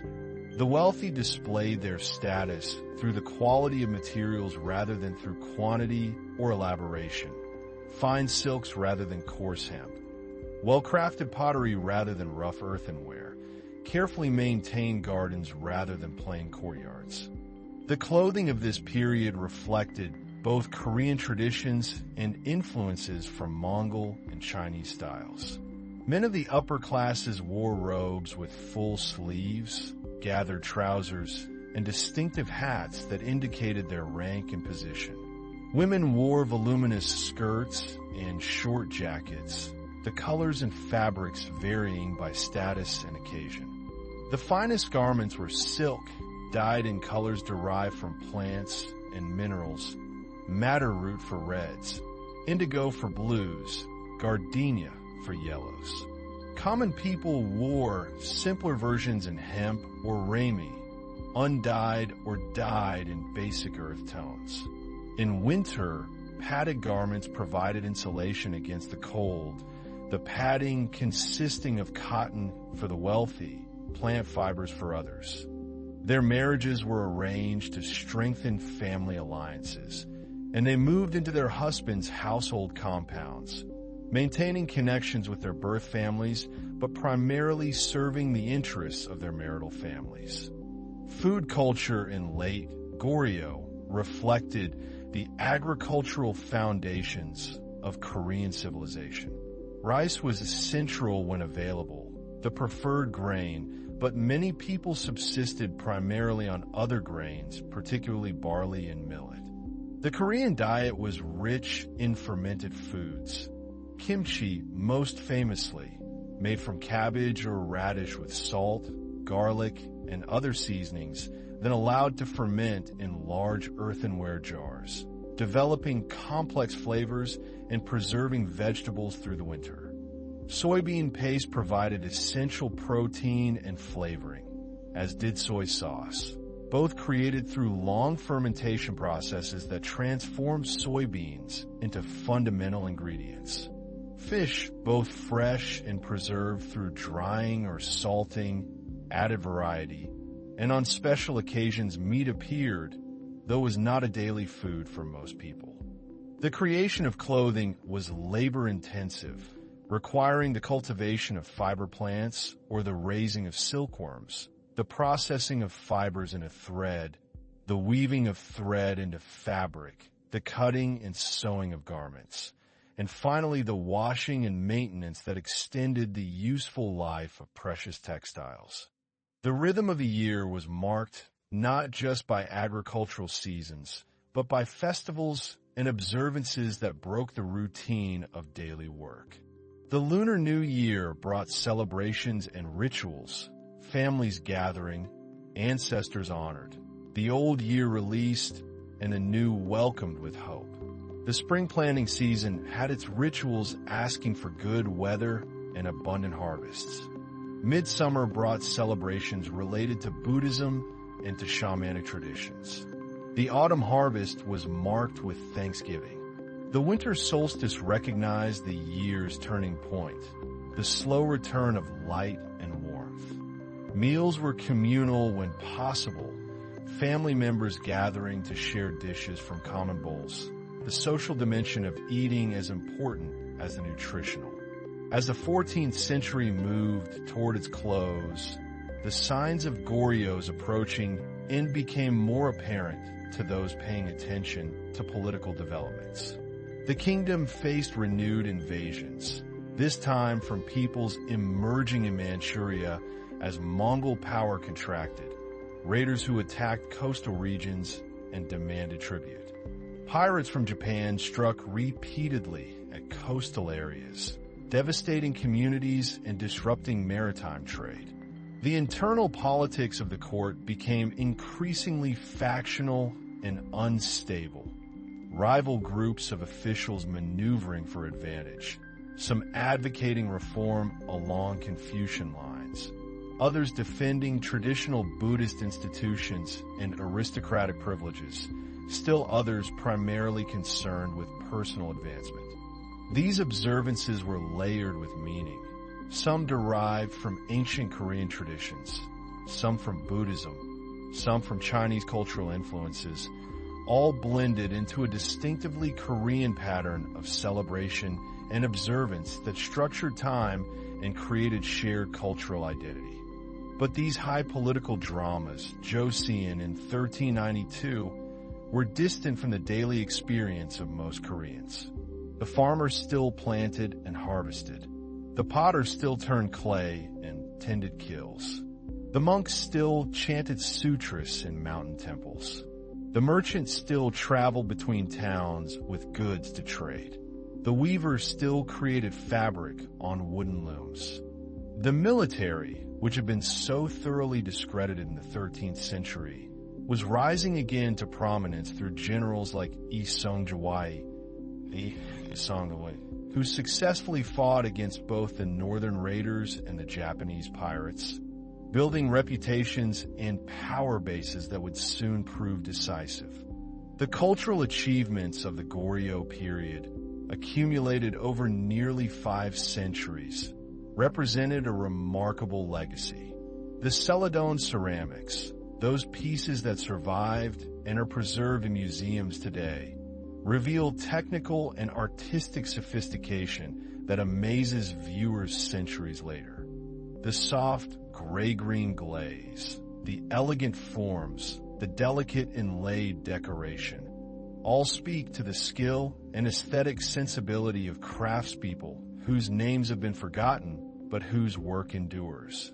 The wooden printing blocks of the Tripitaka Koreana, Heian Temple, remain one of the great achievements of East Asian Buddhism, both a technical marvel and a testament to determination and faith. The mothers still raised children and maintained households. Life continued in its essential patterns, responding to immediate needs and local circumstances, the vast majority of the population only dimly aware of the political changes underway at the capital.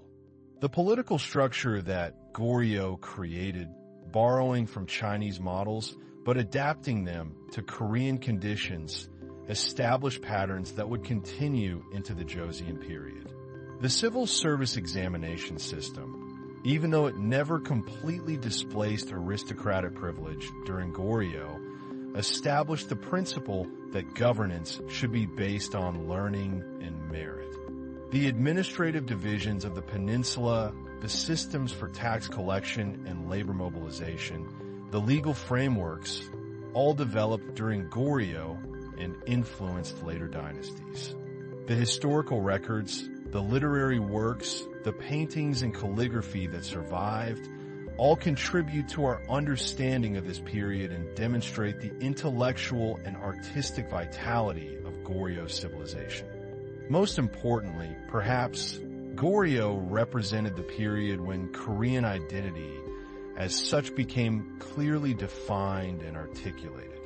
The kingdom had successfully maintained its independence, or at least its distinct identity, through periods of foreign pressure from Khitan, Jurchen, and Mongol powers.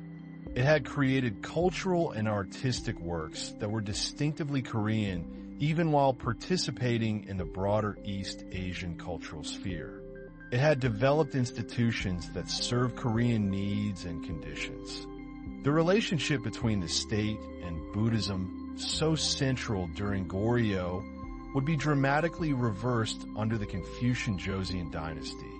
But even this reversal was shaped by what had come before, by the role of Buddhist institutional power during late Goryeo. As evening descended on the Goryeo period, as the 14th century drew toward its close and the political instability presaged dynastic change, temple bells rang across the peninsula. as they had for centuries. The bronze tones carried across valleys and fields, marking the transition from afternoon to evening, calling monks to their rituals, reminding villagers of time passing, a sound so familiar that it was noticed mainly in its absence. In temple courtyards, monks lit lanterns as daylight faded, small flames inside paper or silk coverings, creating pools of warm light against the gathering darkness. In the villages, families returned from fields as the sun lowered toward the western horizon. They carried tools back to storage, secured livestock for the night, prepared evening meals in homes where cooking fires created warmth and light. Children were called in from play as its shadows lengthened. The social life of villages contracted from communal spaces into individual households, though neighbors might visit briefly, sharing news and conversation before fully withdrawing into family privacy. The name Goryeo itself, from which the English name Korea eventually derived, became the term by which outsiders knew the peninsula, replacing earlier names and establishing an identity that transcended dynastic changes. The scent of evening meals drifted from temple kitchens, simple rice and vegetables prepared with care and consumed with mindfulness. In Kaesong, as lamps were lit in aristocratic compounds and in merchant households, as the city's markets closed and its streets gradually emptied, the rhythms of urban evening unfolded. Officials completed their work at government offices and returned to their homes, changing from formal robes to more comfortable garments, perhaps meeting with family or entertaining guests, perhaps studying late into the night by lamplight. The night markets that served those whose work continued after dark, the cooks and servants and guards, created small pools of activity in the larger quiet. The sounds of evening were different from daytime sounds, quieter, more intimate, voices lowered, movements slower, the urgent energy of productive work giving way to the recuperative rest that would prepare for tomorrow's labor. The gradual transition from Goryeo to Joseon, from one dynasty to another, would be accomplished with relatively limited violence, a transfer of power orchestrated by officials and generals who believed that fundamental reform required new leadership. In 1392, Yi Song-juwai, the general who had built his reputation fighting foreign invaders, accepted the throne and established the Joseon Dynasty, which would rule Korea for more than 5 centuries, until the beginning of the 20th century. The continuities across this dynastic transition were as significant as the changes. The same peninsula, the same people, the same fundamental patterns of agricultural life, the same villages and cities, the same mountains and rivers.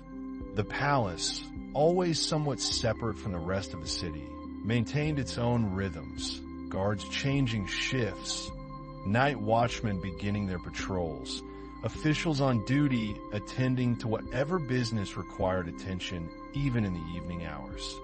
But that transition still lay slightly ahead, beyond the scope of this particular evening, beyond the immediate experience of those living through the final years of Goryeo rule. For now, in this peaceful evening hour, the peninsula rested in the familiar patterns established over centuries.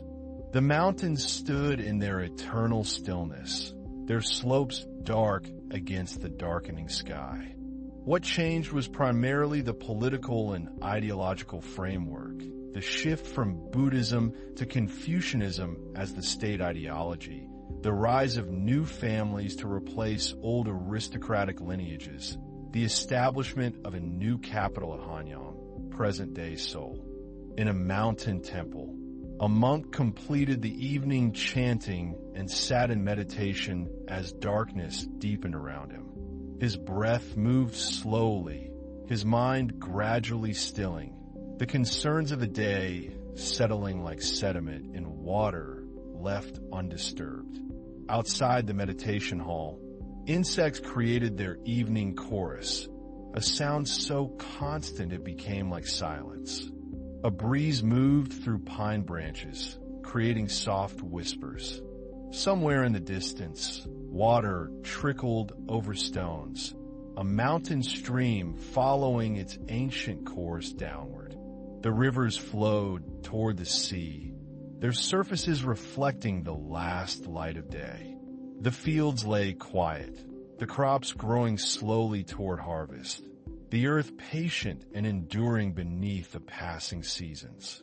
In a village house, a grandmother told stories to children as they lay down to sleep, old tales passed down through her family, some funny, some frightening, some teaching moral lessons, all serving to connect these children to their ancestors, to their culture, to the long chain of telling and listening that stretched back beyond memory.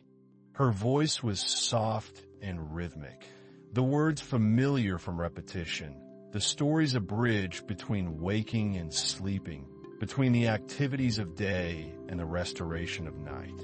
These sounds, these sensations connected this particular evening to countless previous evenings, to the accumulated experience of monks who had sat in this same hall for generations, seeking the same enlightenment, practicing the same letting go of attachment and desire.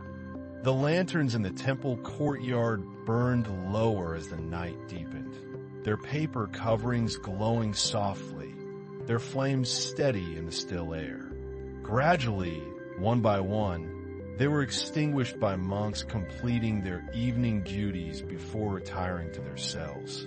The children's breathing gradually slowed and deepened as the stories worked their magic, and one by one, they drifted into sleep, into dreams where the day's experiences mingled with the story's imagery, where the boundaries between real and imagined became permeable and unimportant. The peninsula settled into its rest, the land breathing quietly through the hours of darkness, gathering strength for another day, another season, another cycle of planting and growing and harvesting. The legacy of Goryeo, inscribed in temple stones and pottery shards, in written records and oral traditions, in the faces of descendants and the shape of fields, would endure through the coming transformation, would contribute to the civilization that continued to develop on this peninsula at the eastern edge of the Asian continent.